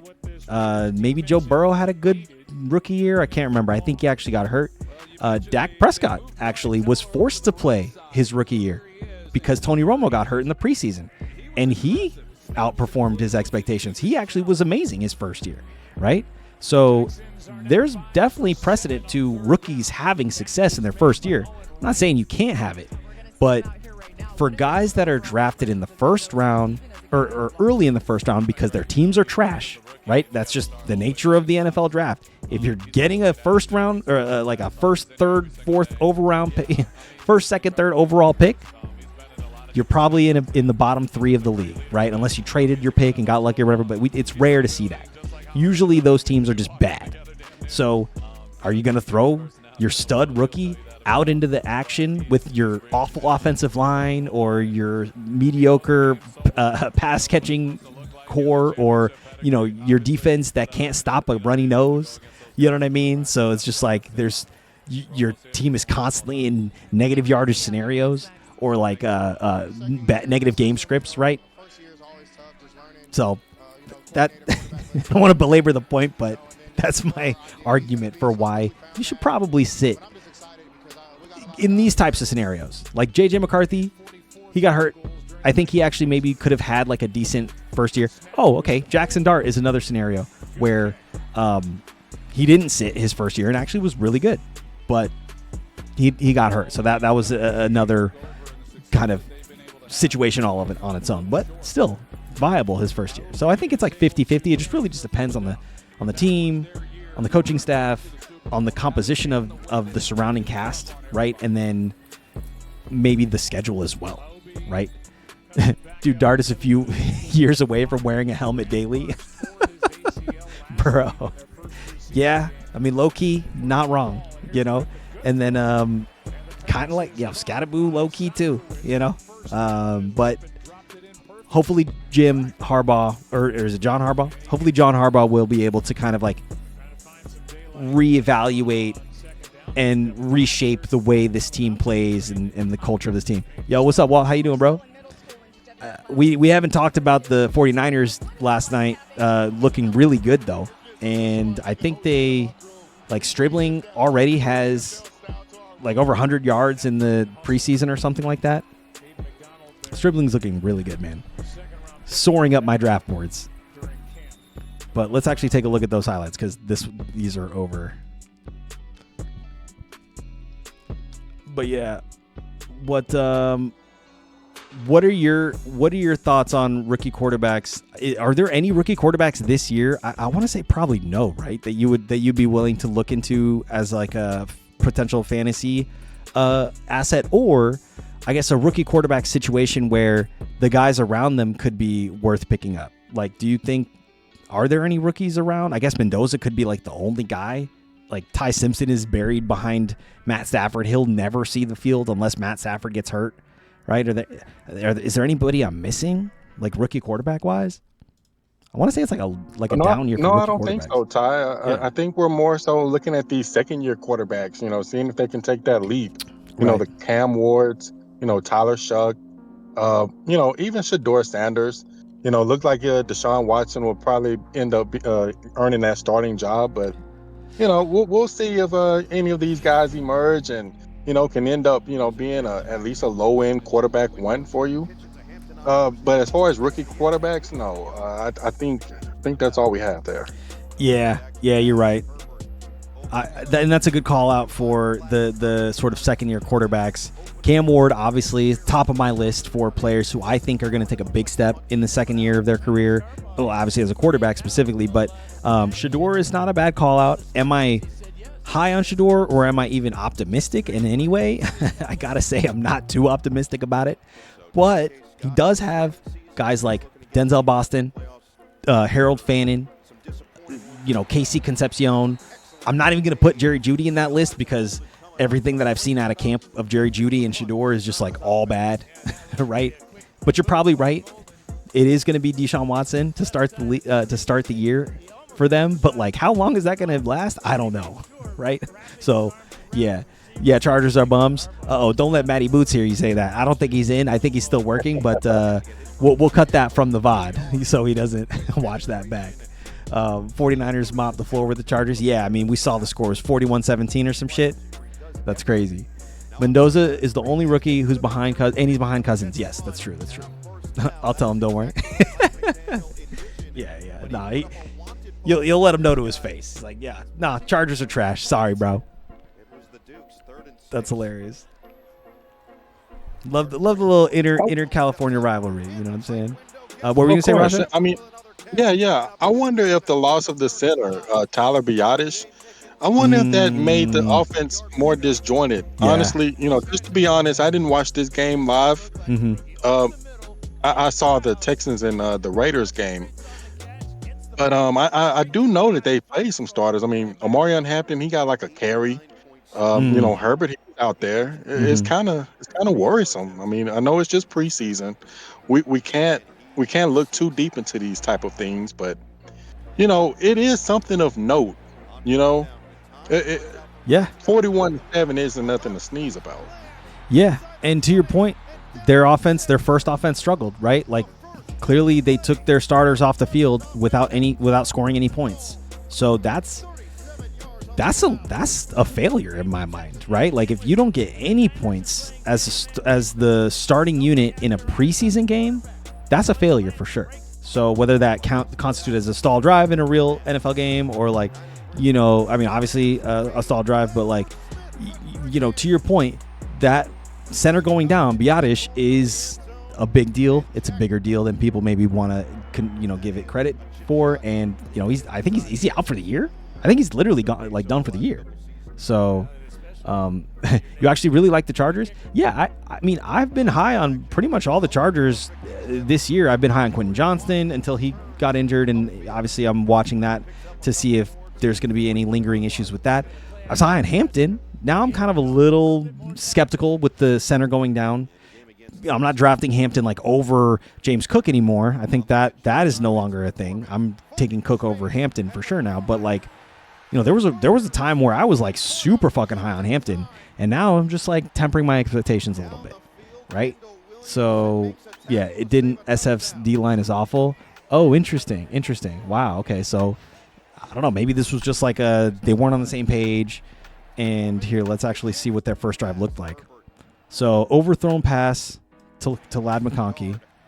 Okay, so we saw that was the carry by Omarion Hampton. Loss of yardage there. Play action pass, throws it, way overthrown, but good coverage actually. So it was a tight window. Probably wouldn't have even been able to fit it in there without it probably getting like tipped away or something like that. So honestly, throwing it uncatchable was the only option. All of those guys were covered. He could have dumped it off to Hampton there, but not a ton of yardage would have come from that. Still give him a chance though, but it is preseason. You want to take your shots. And then that was their first drive. So I really don't think they played any starters after that. I want to ask you this, Ty. Yeah. I know we're all, super high on the Chargers, maybe some more than others. But are we also overhyping the addition of the offensive coordinator, Mike McDaniel? I mean, the last few seasons in Miami, I mean, obviously, it's not a juggernaut type of team like a Buffalo Bills or anything, but he did have Achane, and that Miami offense wasn't that impressive. Are we overhyping the addition of Mike McDaniel to this team?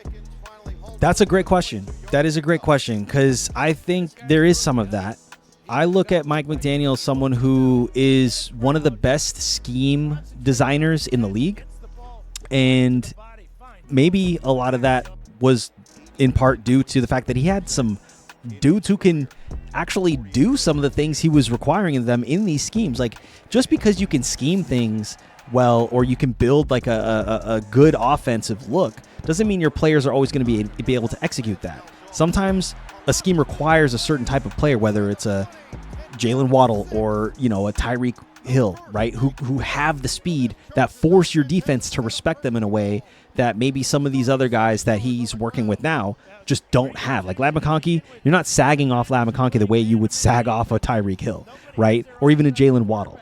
Similarly with Quentin Johnston. Like, I don't think he's making you sag off him the way or play him the same way that Mike McDaniel's used to scheming. So there could be a little bit of growing pains here where he's putting these plays together, designing these plays, and they're not panning out because he doesn't have a guy like Achane or Waddle or Tyreek Hill, who are literally like the fastest dudes in the NFL, all on the same team, working together in tandem to stress the defense in ways that this offense in Los Angeles, right, the Chargers offense is probably not going to be able to do it in the same way. So that's a really good, sort of, we got to pause a little bit, right? It's cause for pause. We got to pump the brakes because we might be overhyping the Mike McDaniel of it all, right? Walt Grizzly is saying, no, Mike McDaniel is good. I really like him. Okay. I mean, it's, I'm sure it's not completely unwarranted, right? This hype, but at the same time, I will say, like, you gotta give a little bit of consideration to just, he doesn't have the same personality he's used to. I'm sure he could figure it out, but there may be some growing pains, and so right out of the gate, we might not see the Chargers like scoring a shit ton of points or looking like what we expected them to look like immediately, right? For the first couple weeks of the year. Sure, they could get going, and once they figure it out, and maybe even, the offensive line kind of molds together a next man up mentality, and the whoever is behind Biotish like actually gets some good experience and then becomes more confident or more reliable as an offensive lineman. Who knows? Like, but losing your center is no small thing. Like, we saw this, I want to say, in Philly one year where they lost their center. They completely shat the bed the rest of the year. Maybe I'm thinking of someone else, but I want to say, like, that was within the last 3 years we saw that happen in Philly, where they lose their star center and all of a sudden now they look like a completely different team. I want to say that happened to another team as well, but I'm blanking on that team. Name any other player that was good on the Dolphins team teams could just focus on him. Yeah, Achane was really the only one that was viable for a long stretch of last year specifically. Hill was hurt most of the year last year, and Waddle seems to be on the decline. Yeah, I'm like avoiding Waddle, even though he's on a new team. He's in Denver now. I'm like off of Waddle. Yeah. The Sooth is saying, I don't know the hype of Waddle in Denver. Just don't get it. Yeah, neither do I. Nix is overhyped. I mean, Nix has been solid even with his injuries. I wouldn't call him like overhyped. I mean, I haven't seen him being too hyped this year. I feel like this year people have kind of like sagged off him a little bit. So maybe last year he was overhyped for sure. I'll give you that. But this year people have been kind of quiet on him. So, but I know people are like, people like him still. So I guess maybe that could constitute as being overhyped in your mind. I don't know. Bro, Broncos fans are delusional as the Chiefs right now. It's bad.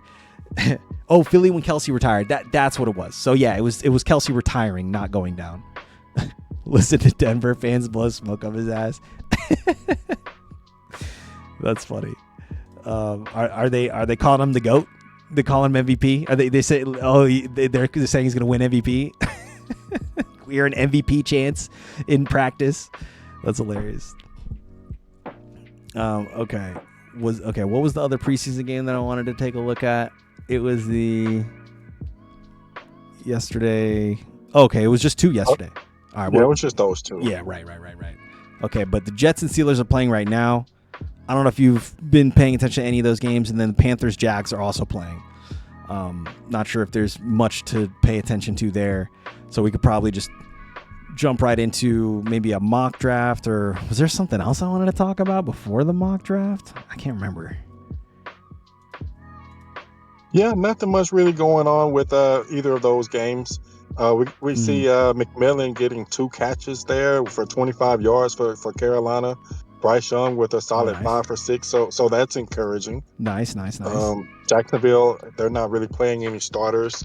As far as the Jets and the Steelers, doesn't look like either one of those teams are playing any starters. We see Rico Dowdle with 5 carries, 18 yards. Geno Smith did go 7 for 7 and a touchdown. So Interesting. that may be something to keep an eye on. Okay. Hey, I think I said it on Tuesday, right? If Geno gives us a little bit of 2022 Geno, let's see, what was the year he literally finished as a top 7 quarterback? Let's see. Geno Smith. He finished as top 5, 2022. Geno Smith finishes as a top 5 fantasy quarterback. This was his 4th year in Seattle. Damn, he was in Seattle for a minute. Yeah, that's kind of crazy. I completely forgot he was in Seattle for that long. But he finished as a top 5 quarterback, man, in fantasy. That's crazy. 4,200 passing yards, almost 4,300 passing yards, threw for 30 touchdowns, 11 interceptions only, and then even had 366 rushing yards and a touchdown on the ground. So, those, again, top 5 fantasy quarterback, incredible. He's someone who has it in him. I think it just ran its course here in Seattle, and last year in Las Vegas, that was just like a fucking abomination, right? But he's someone who I believe absolutely can do this again.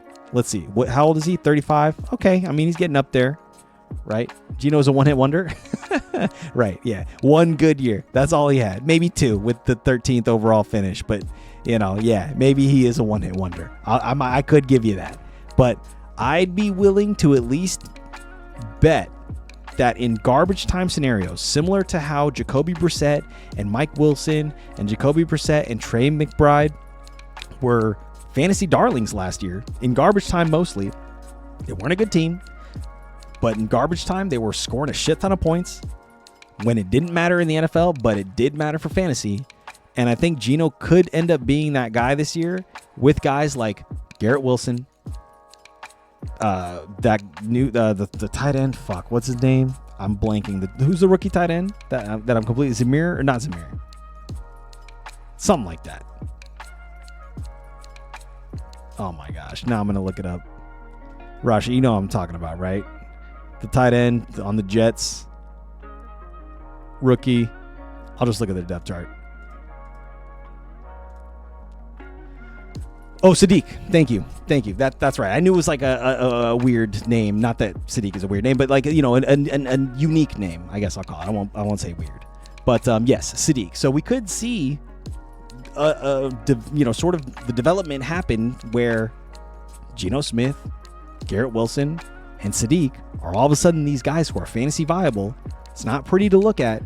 You're not going to want to watch these games, but you're going to love it when you start Sadiq in your flex or Garrett Wilson as your wide receiver 2, or probably not Geno Smith, more often than not, but like maybe you're in a deeper league, maybe you're in a 2 QB league, and Geno Smith potentially is a relevant guy in that league.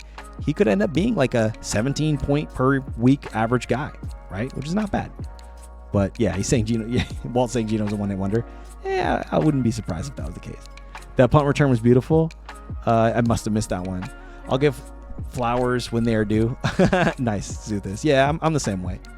It was Cowing on the bubble, probably earned him a spot on the team. Oh shit, nice. I know you were talking about Cowing like a couple of years ago, or maybe it was last year, I think, when he was a rookie or some shit like that.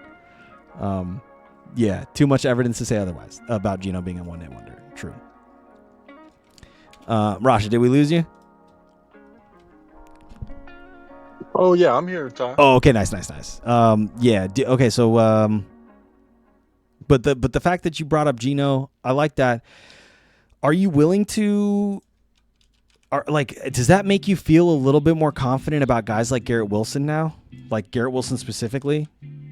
Like, are you? Yeah, I've never really been a Garrett Wilson guy, Mhm. but his ADP is incredible. I know a lot of it is baked into the injury that he had last year. Mhm. I mean, Garrett Wilson is always a bona fide wide receiver 1, Mhm. and you'll be drafting him as a wide receiver 2. So, the upside is there.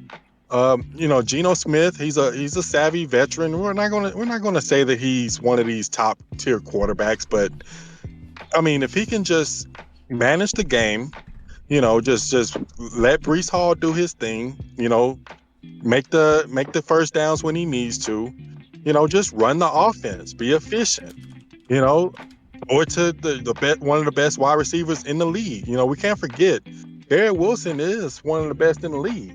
And even Sadiq, once he comes back from injury, this could be a guy that you stash at the end of your bench. And we've seen rookie tight ends have success recently. Mhm. And he's one of the most athletic tight ends that we've seen.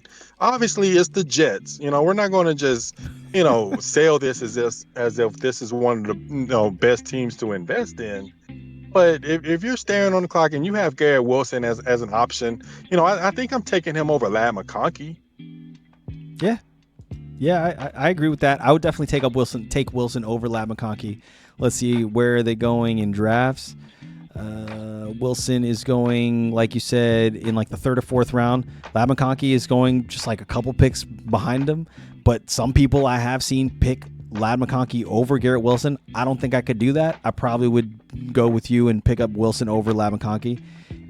In fact, I think I'm higher on Wilson than maybe his ADP shows. I probably wouldn't reach for him, but I like ending up with Wilson on my team as like a wide receiver 2 for sure. I actually do like that a lot. So savvy is generous. He's like a veteran. Okay, fair. Yeah. Jets are tanking for a QB. Sure. But that doesn't mean that they can't put up points in garbage time. Like, I feel like, yes, they will probably get out to early deficits, right? They'll probably stall out their first couple drives in a game. The opposing team will probably score back-to-back touchdowns or something. They'll end up going into like halftime with like a 3-score, deficit. They're trailing by at least 3 scores. And then all of a sudden in the 3rd quarter, quick touchdown strike to like Garrett Wilson or Sadiq. And all of a sudden now we're looking at like this team is just, it feels rejuvenated, or maybe the opposing team is now letting them get away with sort of chunk plays because there really is no fear of them winning the game, right? Again, garbage time. So yeah, I think I'm someone who has just instinctually avoided the Jets. Like, I'm not high on Breece Hall. I'm not high on, there's really nobody else. I guess Sadiq is the only other player who I would have said I would have thought about drafting outside of Garrett Wilson. But I think I actually wouldn't mind stashing Sadiq now that I think about it, right? And I want to look at his tape real quick. Jets, Dolphins, Cardinals competing for Manning. Nice. Race to the bottom. Road to Archie 2027.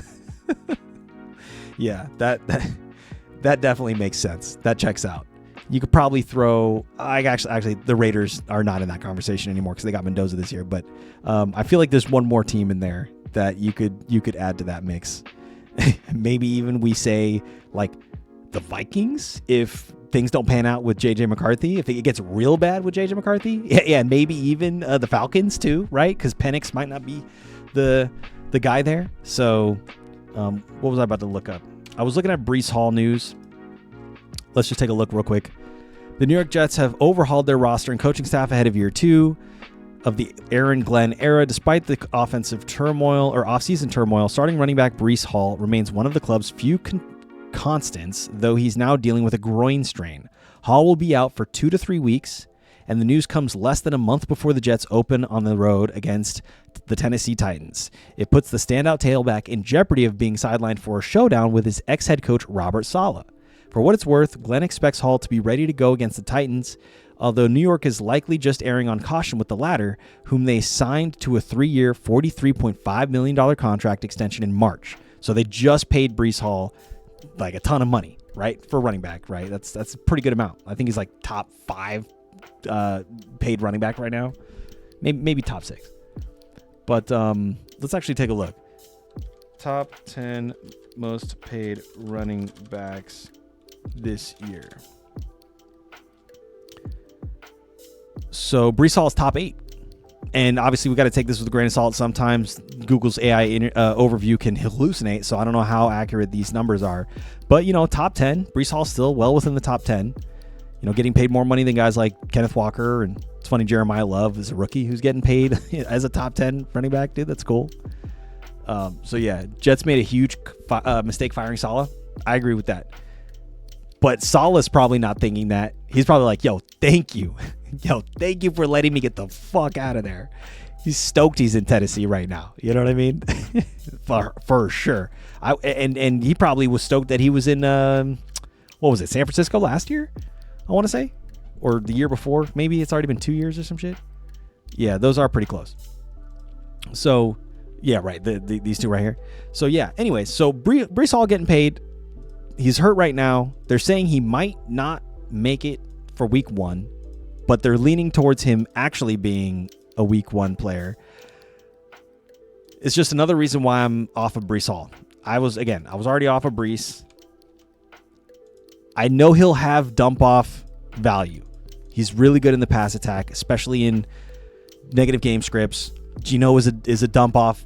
What am I looking for? A dump off connoisseur. So we'll probably see a ton of dump offs to Breece once he's fully up to speed, but he'll probably get started a little slowly this year because of the groin. And so I wouldn't be surprised if like his snap percentage is down here in like the 40 range, right? 40% snap count to start the first couple weeks, right? Yeah, he was San Francisco, DC last year. Okay, that's what it was. Nice. All right, cool. And then that was the news. Okay, so I think I want to do a quick mock.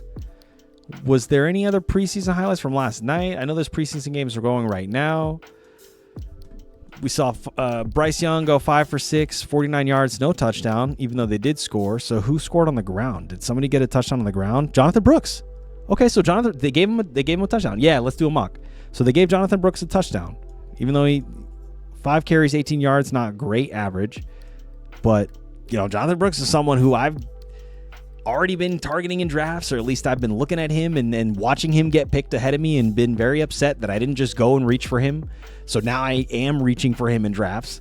And, if he looks good in preseason, we might actually see him rise even further in drafts, right? We might see him start going in like the 5th or 6th round, which would be kind of crazy, right? The return for SF was nice if you want to see that. Oh shit, was that yeah, let me take a look at that. That was last night, right?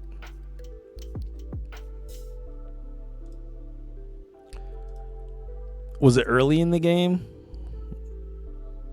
Let's see, it's not gonna give me any data here. Need a link? Yeah, do you have a link? Oh, who was that? Oh, that was backup. That was Mac Jones to what? Damn, that was actually hit him on the chest. You got to come down with that one, buddy. Cut. You're cut. All right. Hopefully this link isn't like completely cooked. I got to go to the chat.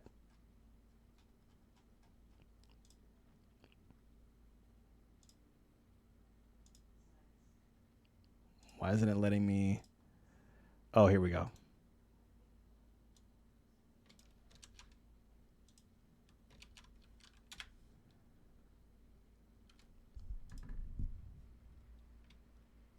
So Cowing will get another opportunity at a Scott punt. He's had a couple of brilliant placements already. And again, the hang time showcased. So this is still in the second quarter, so probably like second string players here.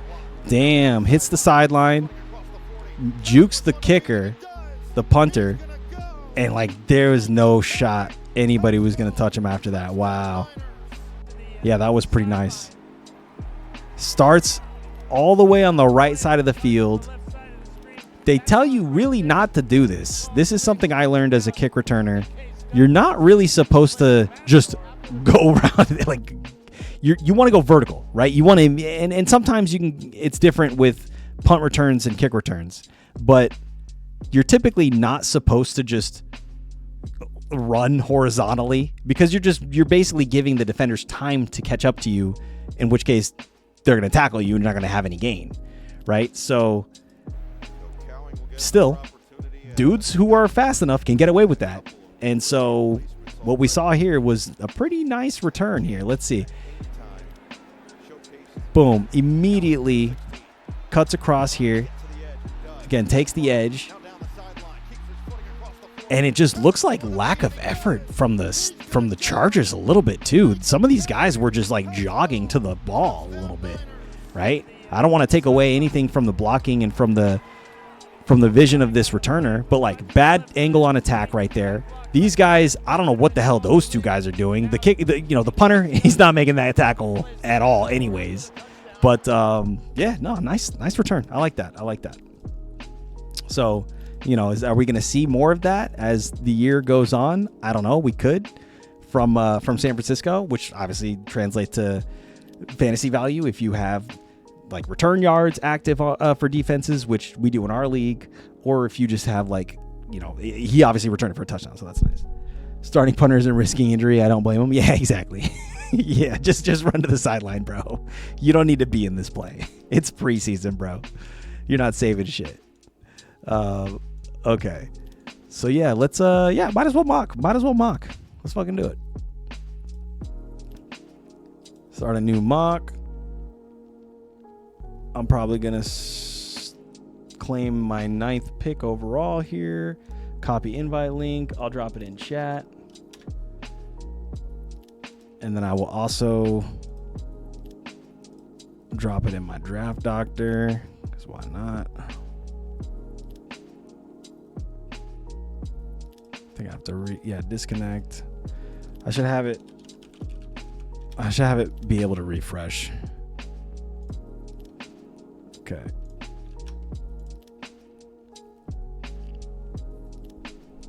All right, yeah, feel free to join up. This is an open mock for anybody who wants to join. We'll give it like a couple minutes, and then we'll get it going. It'll probably be a lighter mock draft day today. I think there's, it's Friday. Some people have plans. I also started late, so I totally understand if we don't have a ton of people in the mock today. But quick overview of the news. Oh, yeah, we talked about Zay Jones and Sterling Shepard getting signed by the Texans. I guess we're just going through the news quickly for anything that we missed. Max Crosby will not play in the preseason. Okay, cool. Nothing crazy with the Falcons or the Eagles. Oh, Jake Bobo suffered a serious knee injury in Friday's practice. He will get an MRI to confirm the nature of the injury, but it's expected to be long-term. Bobo was carted off. Damn, that's awful. Okay, that's pretty much all the news. So, okay, where are we at? We got some folks. Okay, all right. I think it's just gonna be us three. Bro. And sucks about Higgins, man. Yeah, just so awful. I was hoping he would take a big step forward this year. He was someone who was kind of like on my radar as a low-key sleeper. Like, I know people weren't looking at that team as like a high pass attack volume offense, but still, he was solid. He was like a red zone target as well. So actually, we talked about this a little bit, Rasha, but not on stream. Oh, draft is finally finished? Oh, hell yeah, dude. How'd you do? Here, if you want to join ours, feel free. It's just a mock.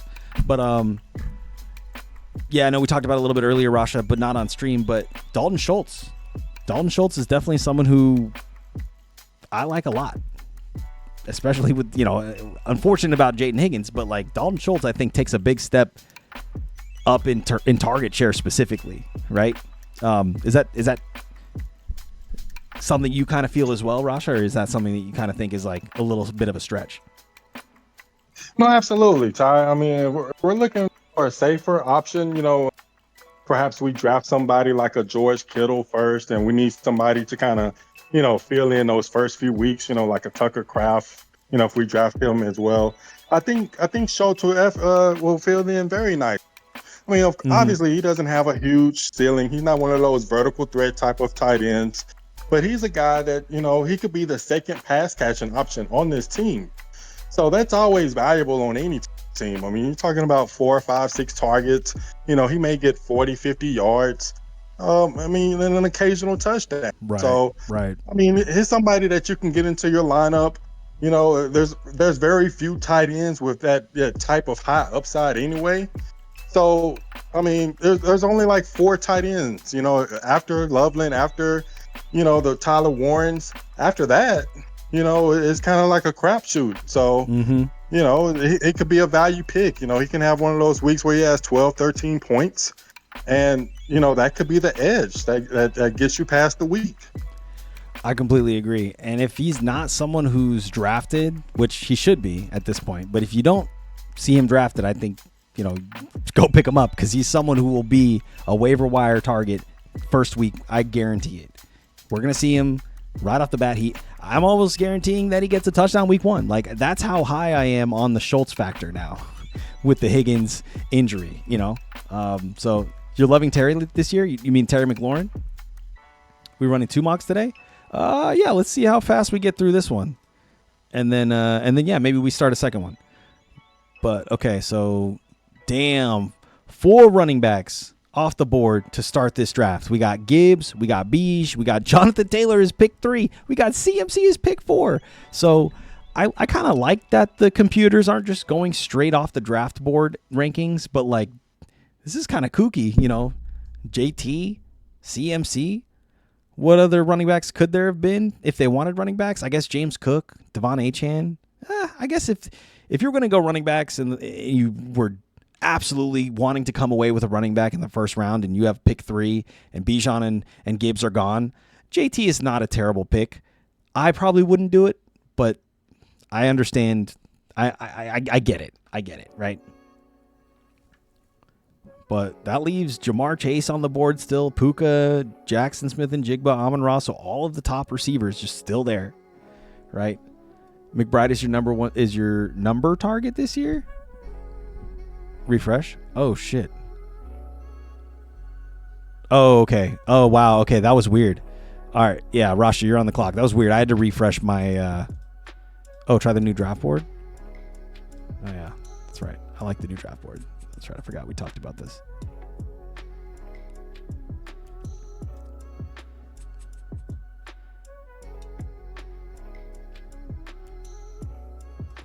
McBride is your number 1 target this year. Interesting. For tight ends or just in general? I guess we have our answer. Trey McBride, first round, 8th pick overall. Let's go.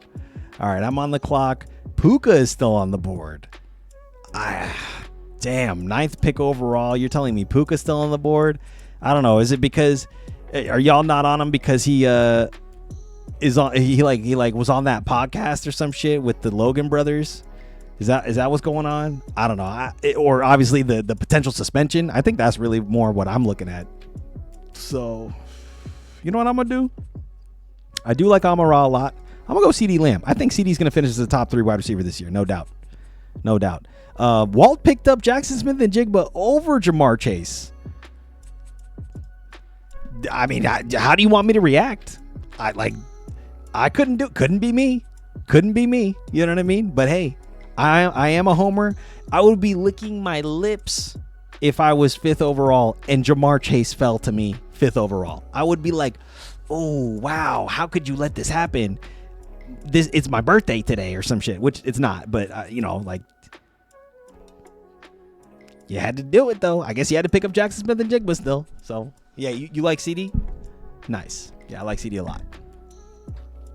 That's weird. I don't know how I think my internet might have stuttered or some shit because I had to refresh not only that, but Yeah, now I'm on the clock. That's weird. I don't know what's going on with this with the draft. Maybe Sleeper is just like overloaded today. I feel like their servers are just getting. Oh, it happened on yours too? Yeah, I feel like the servers are just getting overloaded or some shit.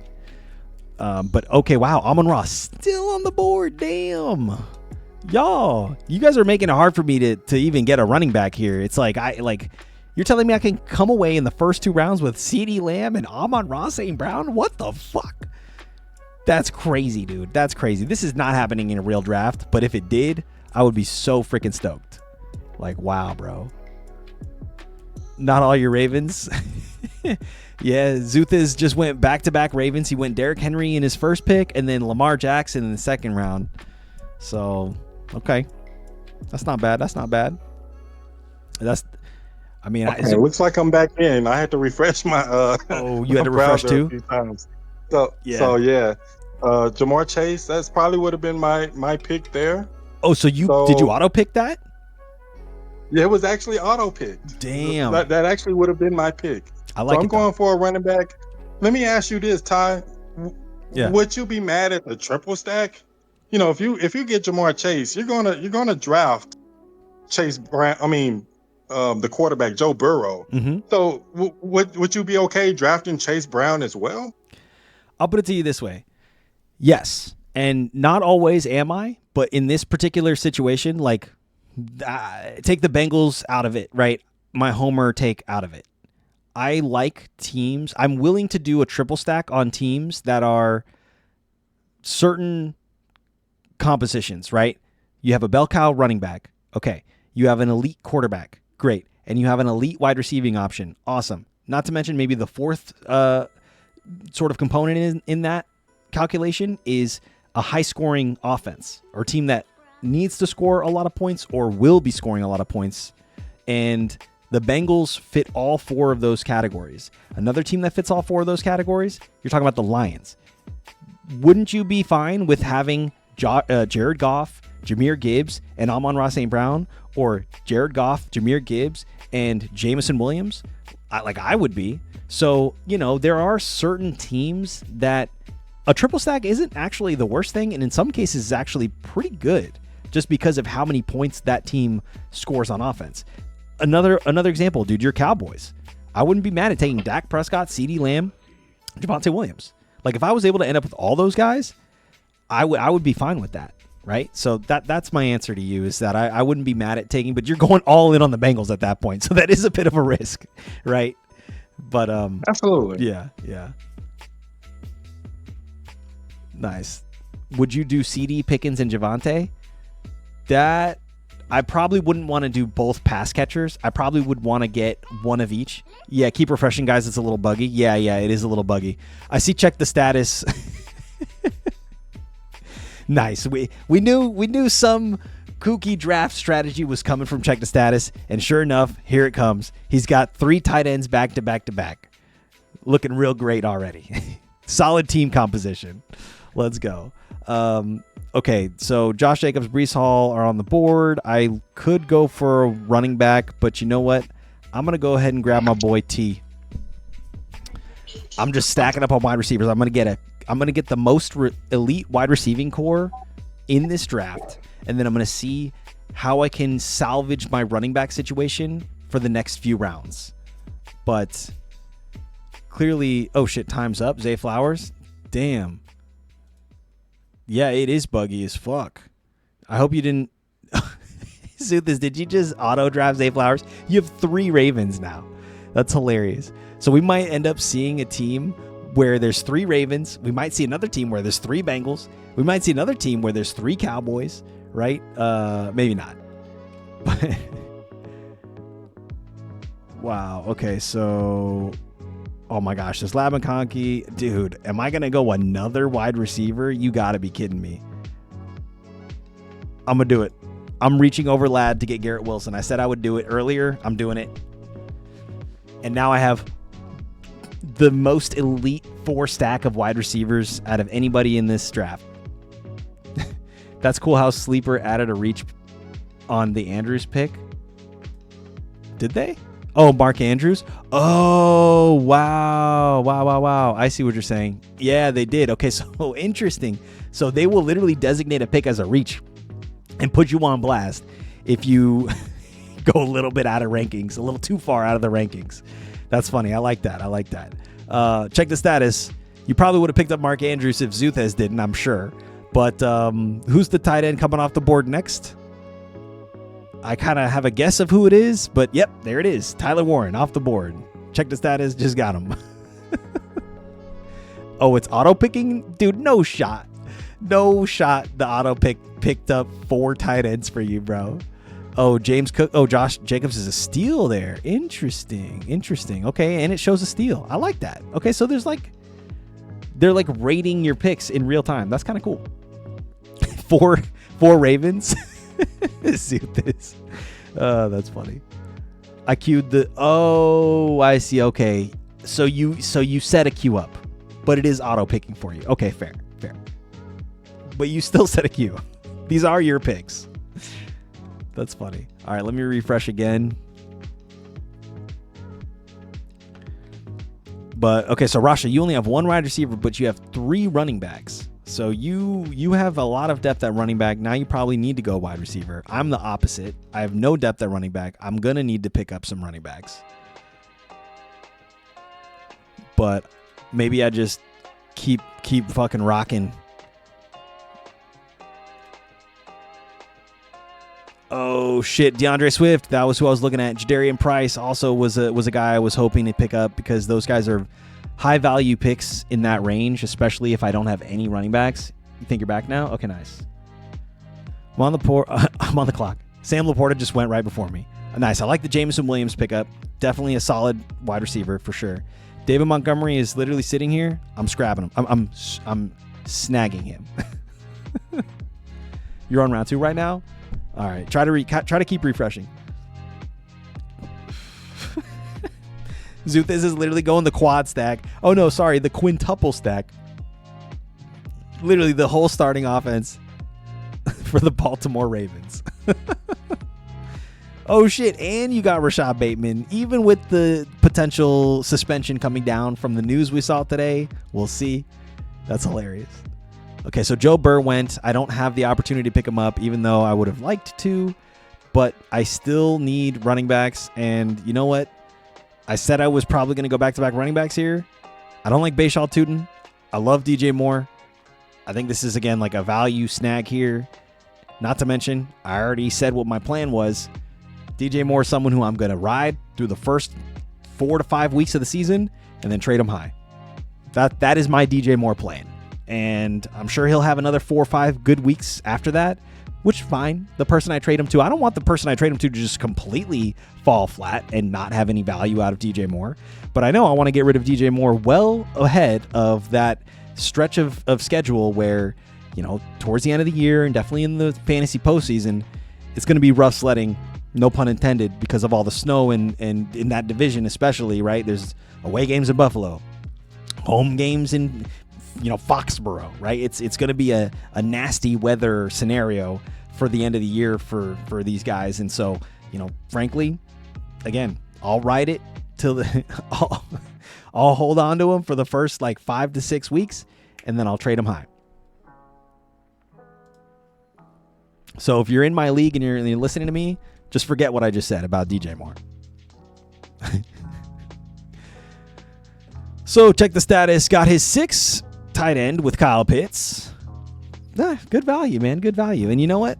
This is more acceptable of a strategy than forget what was said. My DJ Moore outlook, that I'm willing to pick him up and play him early and then trade him like week 6 and then, you know, trade him high essentially, because I have a feeling he's going to be better earlier on in the year than he will be towards the second half of the year. I could be wrong, but either way, I'm hoping to get some value out of him, right? Because you're picking him up in the 6th round. He could end up being traded for like guys like, I don't know, maybe not George Pickens, but maybe guys like Zay Flowers. Maybe somebody would trade for him. T. Higgins, maybe even Garrett Wilson. So guys that are like substantially higher than him in ADP, right? Refresh. Oh my gosh. You're so right. All right, Rasha's on the clock. Now check the status is on the clock. Jeez. Yeah, my guess is the servers are getting overloaded right now. I bet everybody and their mom are either drafting or doing mock drafts or whatever. So, yeah, that wouldn't be surprising if they're just getting stress test the fuck out of right now. Okay, George Kittle goes. All right, I am on the clock. And I do need running backs. And this time I'm going to commit to an RB. Okay? So, Chuba's here. Let's see. I'm just going to go Jonathan Brooks. I'm just going to reach for him. It is a reach. Sleeper is informing me that it's a reach. I don't care. I want Brooks. So this is probably like, in most of my drafts, round 7 is about where I'm going to start looking for Brooks. So I'm just making a mental note, and probably a legitimate note on like my spreadsheet that I have for my rankings. It's not really a spreadsheet anymore. It's just my own personal rankings that I kind of built out. But either way, I'm going to make a note that I'm putting Jonathan Brooks up in the 7th round, as like that's my range of where I'm willing to take him first, right? And if you're in my leagues, just forget I just said that. Nice. Okay, let me refresh again because I feel like Zuthis is on the board or on the clock. Oh, nice. Picked up Ravens defense. All right, are there any Ravens left? Oh, the kicker, of course. I almost forgot about the kicker, right? All right, I'm on the clock. Parker Washington. Oh my gosh, that's a steal. That's a steal. You're kidding me with that. I mean, if Check the Status hadn't been picking up tight ends in every single round, maybe some of these guys would still or wouldn't be around. But I appreciate it. Check the Status. You're going to make me end up with my like best team, I feel like, out of any mock drafts thus far. Right? Let's see. Okay. Refreshing with the draft doctor. What is it suggesting I pick up next? Courtland Sutton, even though I have so many wide receivers, I don't need him. I do need Dak Prescott. So it is telling me that I need a quarterback, and yeah, that's definitely the best option for me probably. Oh, but never mind. He goes to the 4th team, to team 4, as the 9th pick in the 8th round. So it's their fault because that would never happen. Oh, wait, not my fault. The bots picked all the RBs at the start. True. Yeah, so that forced you into this tight end heavy comp, right? The jumbo package. What are we calling this team identity? The jumbo package? That's hilarious. Damn, okay, so Arasha, you've gone pretty RB heavy. You've already got 5 RBs. I want to see you got a decent value at Tootin because he's been looked at, I think, in a round or 2 above that. I am now on the clock. I did get Parker Washington as a steal. Jake Ferguson went right before me. I'm not looking for quarterback or tight ends. I probably could go another running back because I only have 2.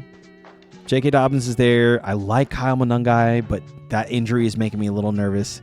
And there's not a lot of guys down here that would be sort of stashable. So Kyle Monangai kind of fits that category for me.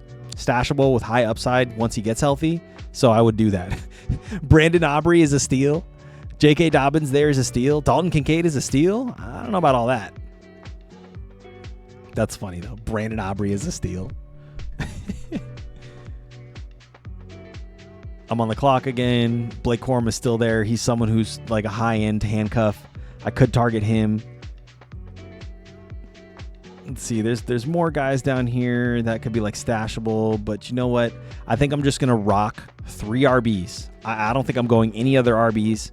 Now what I want to do is I want to either look for a quarterback, which honestly, Trevor Lawrence right here, to stack with Parker Washington, that is a steal.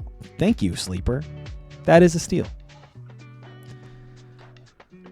So let's see. I feel like we're all going to get A's except for Check the Status. If the draft doctor gives Check the Status anything higher than a D with this draft, I'm throwing up my hands. I'm retiring the draft doctor because that's absurd.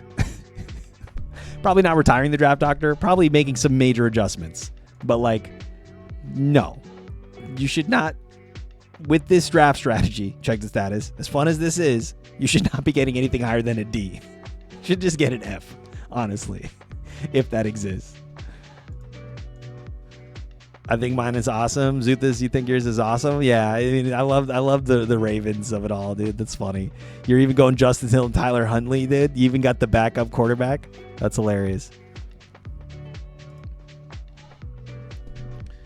You forgot what they gave you for the QBs. I don't know if we checked for the QBs. I think you might have got a C or some shit. which is wild, right? But I forget what it was. We should have checked. Nice. All right, so let me see.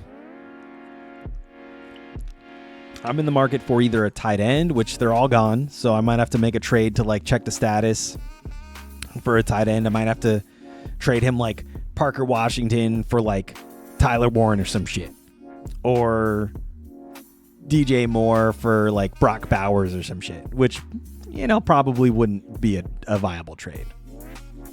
No matter how good DJ Moore does, people are going to be holding on to Brock Bowers for dear life because you're getting him in like the second or third round at the latest. And, you know, unless you're super deep at tight end already, which if you're the Brock Bowers drafter, you might not be.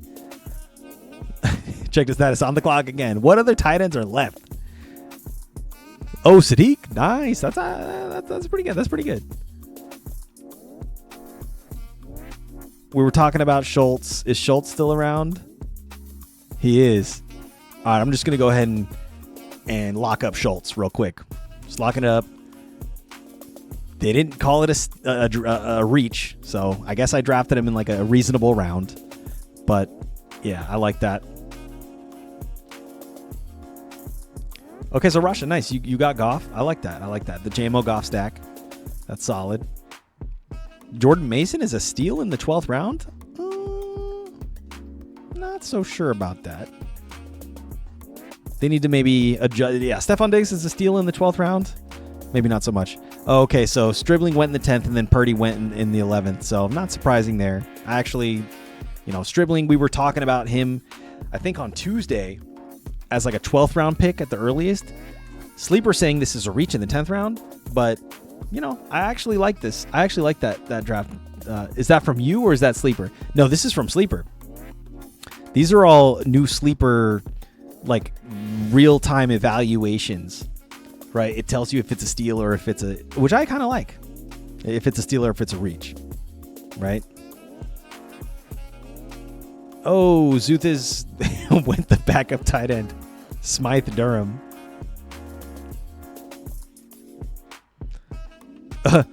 They're saying Cameron Dicker in the 12th round is a steal.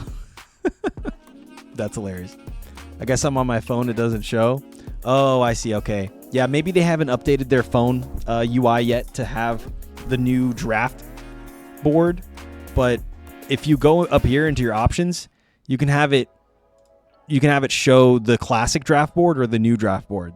So I'm not sure, again, if they have a new draft board updated for the mobile yet. But, you know, maybe check. See what happens. Maybe check the status.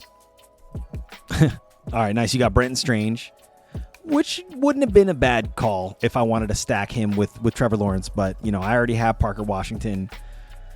Wouldn't be mad at stacking those three because, like, you can kind of get away with a third of a stack of a three-headed monster or stack or whatever you want to call it. That third guy being a tight end. I think that's probably the most common of a three-headed stack is like a quarterback, a wide receiver, or a running back, and then a tight end, right? Those stacks usually are more viable than maybe, you know, a quarterback, a running back, and a wide receiver, or even two wide receivers and a running back off the same team. Like you don't usually want to do that, right? Aaron Jones was a steal. Casey Concepcion was a steal. Disagree on both of those. But then again, this is just going off of Sleeper's ADP, right?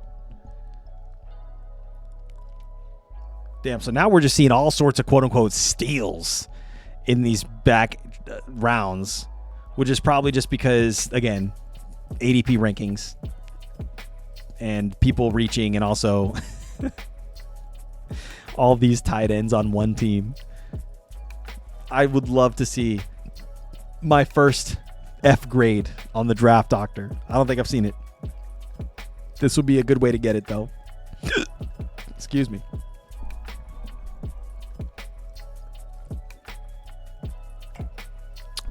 And then after this, what was I wanting to do? I wanted to do some predictions. I wanted to do something more interactive too. Obviously, this is pretty interactive, the mock drafts. But maybe I'll just do a couple predictions and then, I don't know. I also have been thinking about just pulling the trigger on getting Madden and playing some Madden on stream one of these days. Probably won't be tonight, but maybe next week. Maybe what I will do at some point over the next week or two is get Madden, right?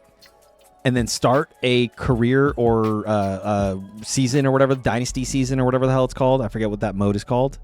And then play as the Bengals and see if I can beat my projected schedule or my projected win total, right? I said bottom of their scenarios was 10-7 for the Bengals. Best case scenario was 14-3, right? So I want to try to beat that 14-3 best case scenario on like a Madden career mode or whatever, right?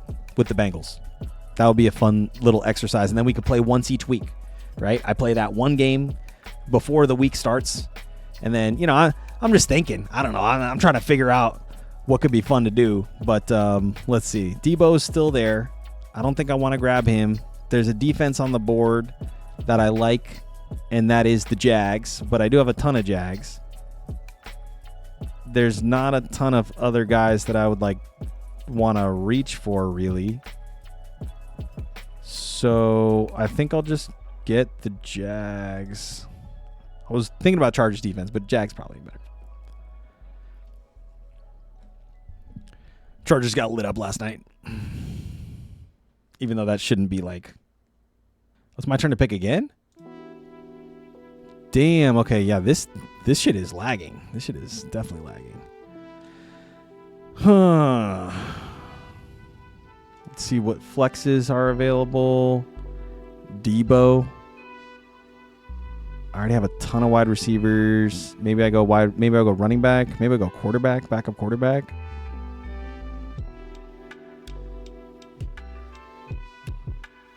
I guess Tyler Shuck. Why not?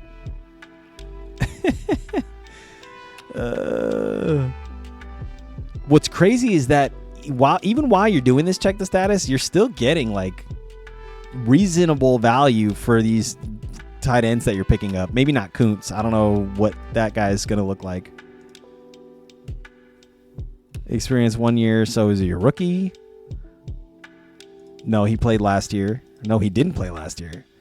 He was let go. Oh, this was back in 2022. Kuntz lands with Las Vegas. Yo, what? You picked up a guy who's not even in the league, brother. My guy picked up a dude that's not even signed to a team. That's hilarious. I like the Chigakonkwo pickup, though, Rasha. I think that's a sneaky pickup. I think people are sleeping on him. He could easily be a guy who finishes as a top 10 tight end. 100%. I really like that pick. And then you don't have a backup quarterback, neither do I. Oh, wait, no, sorry. I just picked up Tyler Shuck. Which, honestly, I'm not super in love with that pick. I think my last pick will surprise you. Oh, shit. Is this really? Let's see. Wait, what are your other picks?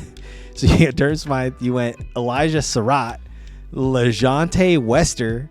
Bro, I don't even think there's any Ravens left, bro. You're getting guys that are in the third string, dude. Who's even left? What Raven did you not get? I'm trying to see. You got all the Ravens. I want to say you literally got all the Ravens. Please be Tugger. That's hilarious. So what is it saying? Okay, what am I? I've been ignoring the Draft Doctor this entire time. All right. It's saying to pick up Travis Hunter, Theo Weiss Jr., or Troy Franklin. You know what? I like the Theo Weiss. I'm going to go Theo. Where's oh boy Theo? 24 seconds. That's so funny. Why went undrafted? Why is the draft doctor suggesting this guy? I'll never know. But you know what? I'll do it. All right, let's see it. Zutha's last pick. Oh, nice. Check the status. Picked up Rob Gronkowski. Nice. You went Kuntz, but Gronk for the last 3 picks. That's hilarious.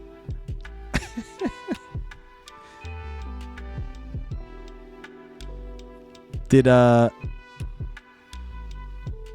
Justin Tucker. Nice. This guy's not even on a team this year, dude. But a Baltimore legend nonetheless. That is so funny, bro. Nice. Okay, view draft recap. So is it going to give us a draft grade? Not really. It is just kind of giving us week 1 projected points, though. We're all pretty much in the same area.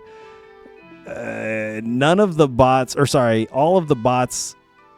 are in the top 5, or all the top 5 rather are bots. And then Rasha is top 6 with 106.7 projected points week 1. And then it's Walt, who's the second highest out of the people. I'm right behind Walt. And then, of course, Zuthas and check the status. Just, what can you say there? The reachers and the cowards. You guys reach so hard, apparently. And I don't want to call people cowards here, but yeah. Let's see. This is cool little draft recap. Position rankings. This is a cool NFL team breakdown. Zutha is with 14 guys on the same team. If Justin Tucker was signed to the Ravens still, you would have 15 people on the team. Mr. Tucker. That's hilarious. Yeah, I love it. I love it. Yeah, we have fun here. Sometimes when you do enough mock drafts, sometimes you just got to have fun and just say fuck it, right? So, all right, well, let's see what the draft doctor graded you guys. This is the moment of truth here. Do we have an F? Yes, we do. Yes, we do. We have an F+, and then we have a D. So slot 8 is a D. Who got the F?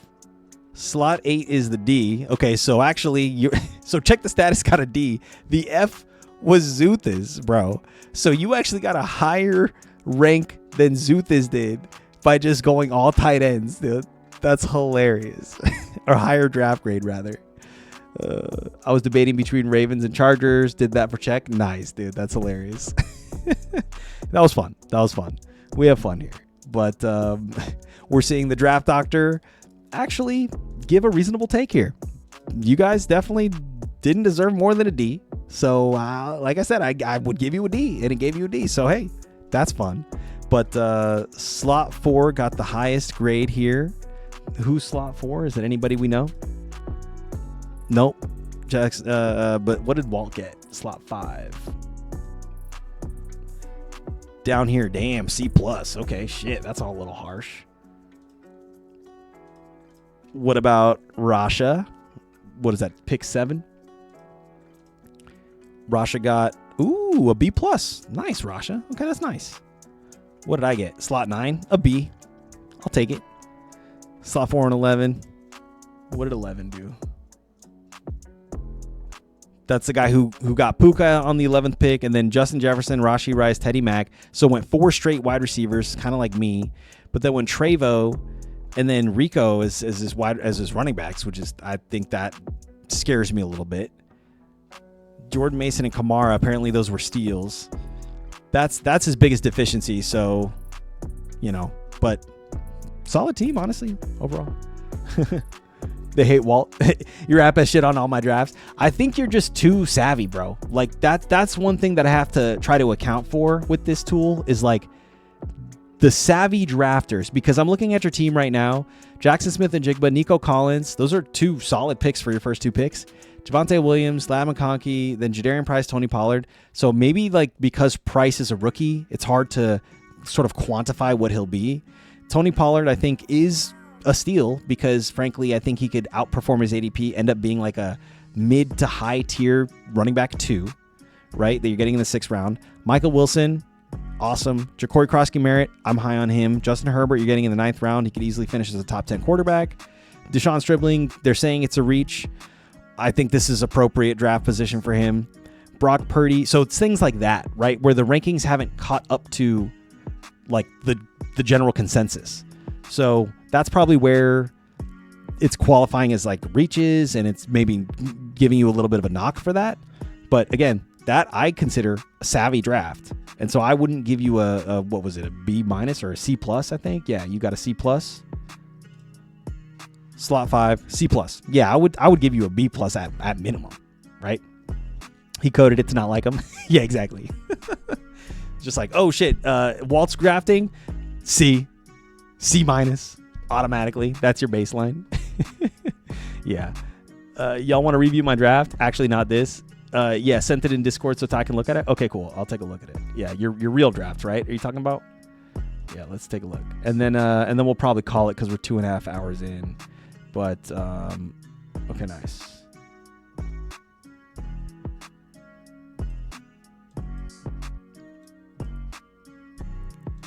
Oops.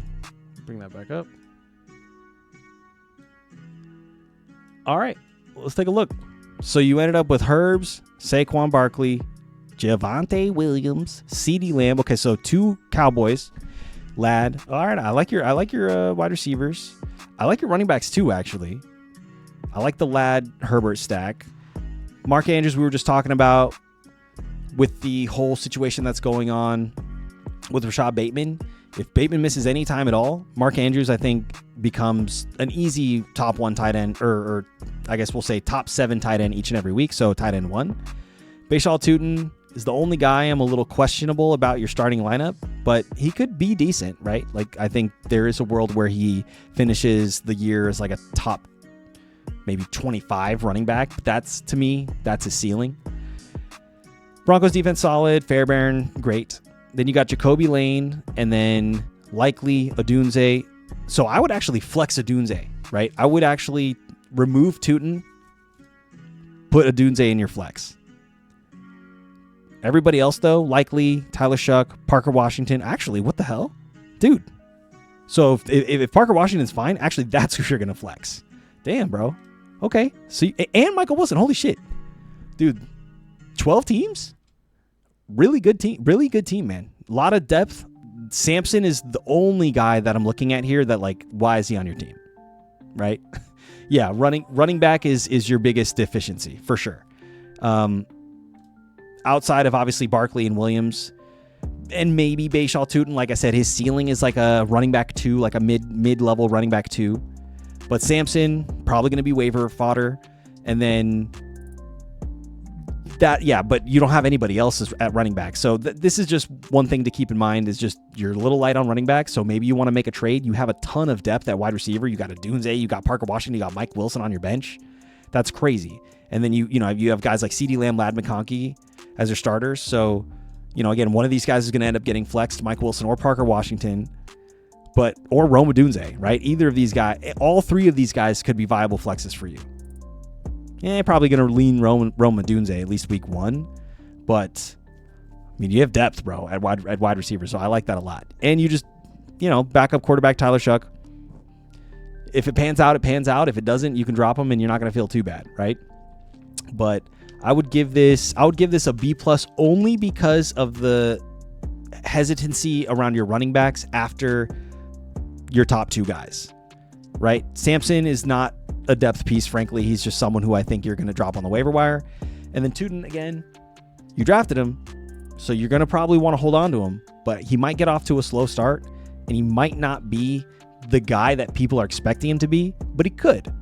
But that's the only thing I'm hesitant on with your starting lineup right now. Like, I'm not flexing Tutin. I'm going to put in, like I said, Odunze probably over Tutin right now, but that's it for week 1. So you were 1 pick away from getting Lamar instead of Tutin, and my team would have been perfect. Damn. Yeah, that would have been pretty nice. Damn, that would have been nice. In another world, in another world. So, all right, bro. Well, that was a lot of fun, man. Rasha, we still got you, right?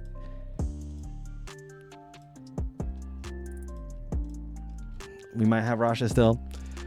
Either way, draft complete. This was awesome. Yeah, W draft. Check the status. Yeah, exactly. Hey, you got a D. You got a D, bro. You know, all about the D. I don't know why I said that, but hey, sick drafts, guys. Sick stream. Thank y'all so much for tuning in. Obviously, appreciate it as always. Thank you for letting me pick. Nice. Yeah, he let you get your guy, Mark Andrews, for sure. Even though you did reach for him, so you were basically guaranteeing you were going to get Mark Andrews. But yeah, Zuthas, Walt, check the status, Rasha, all the homies that I didn't call out. Thank y'all so much for tuning in.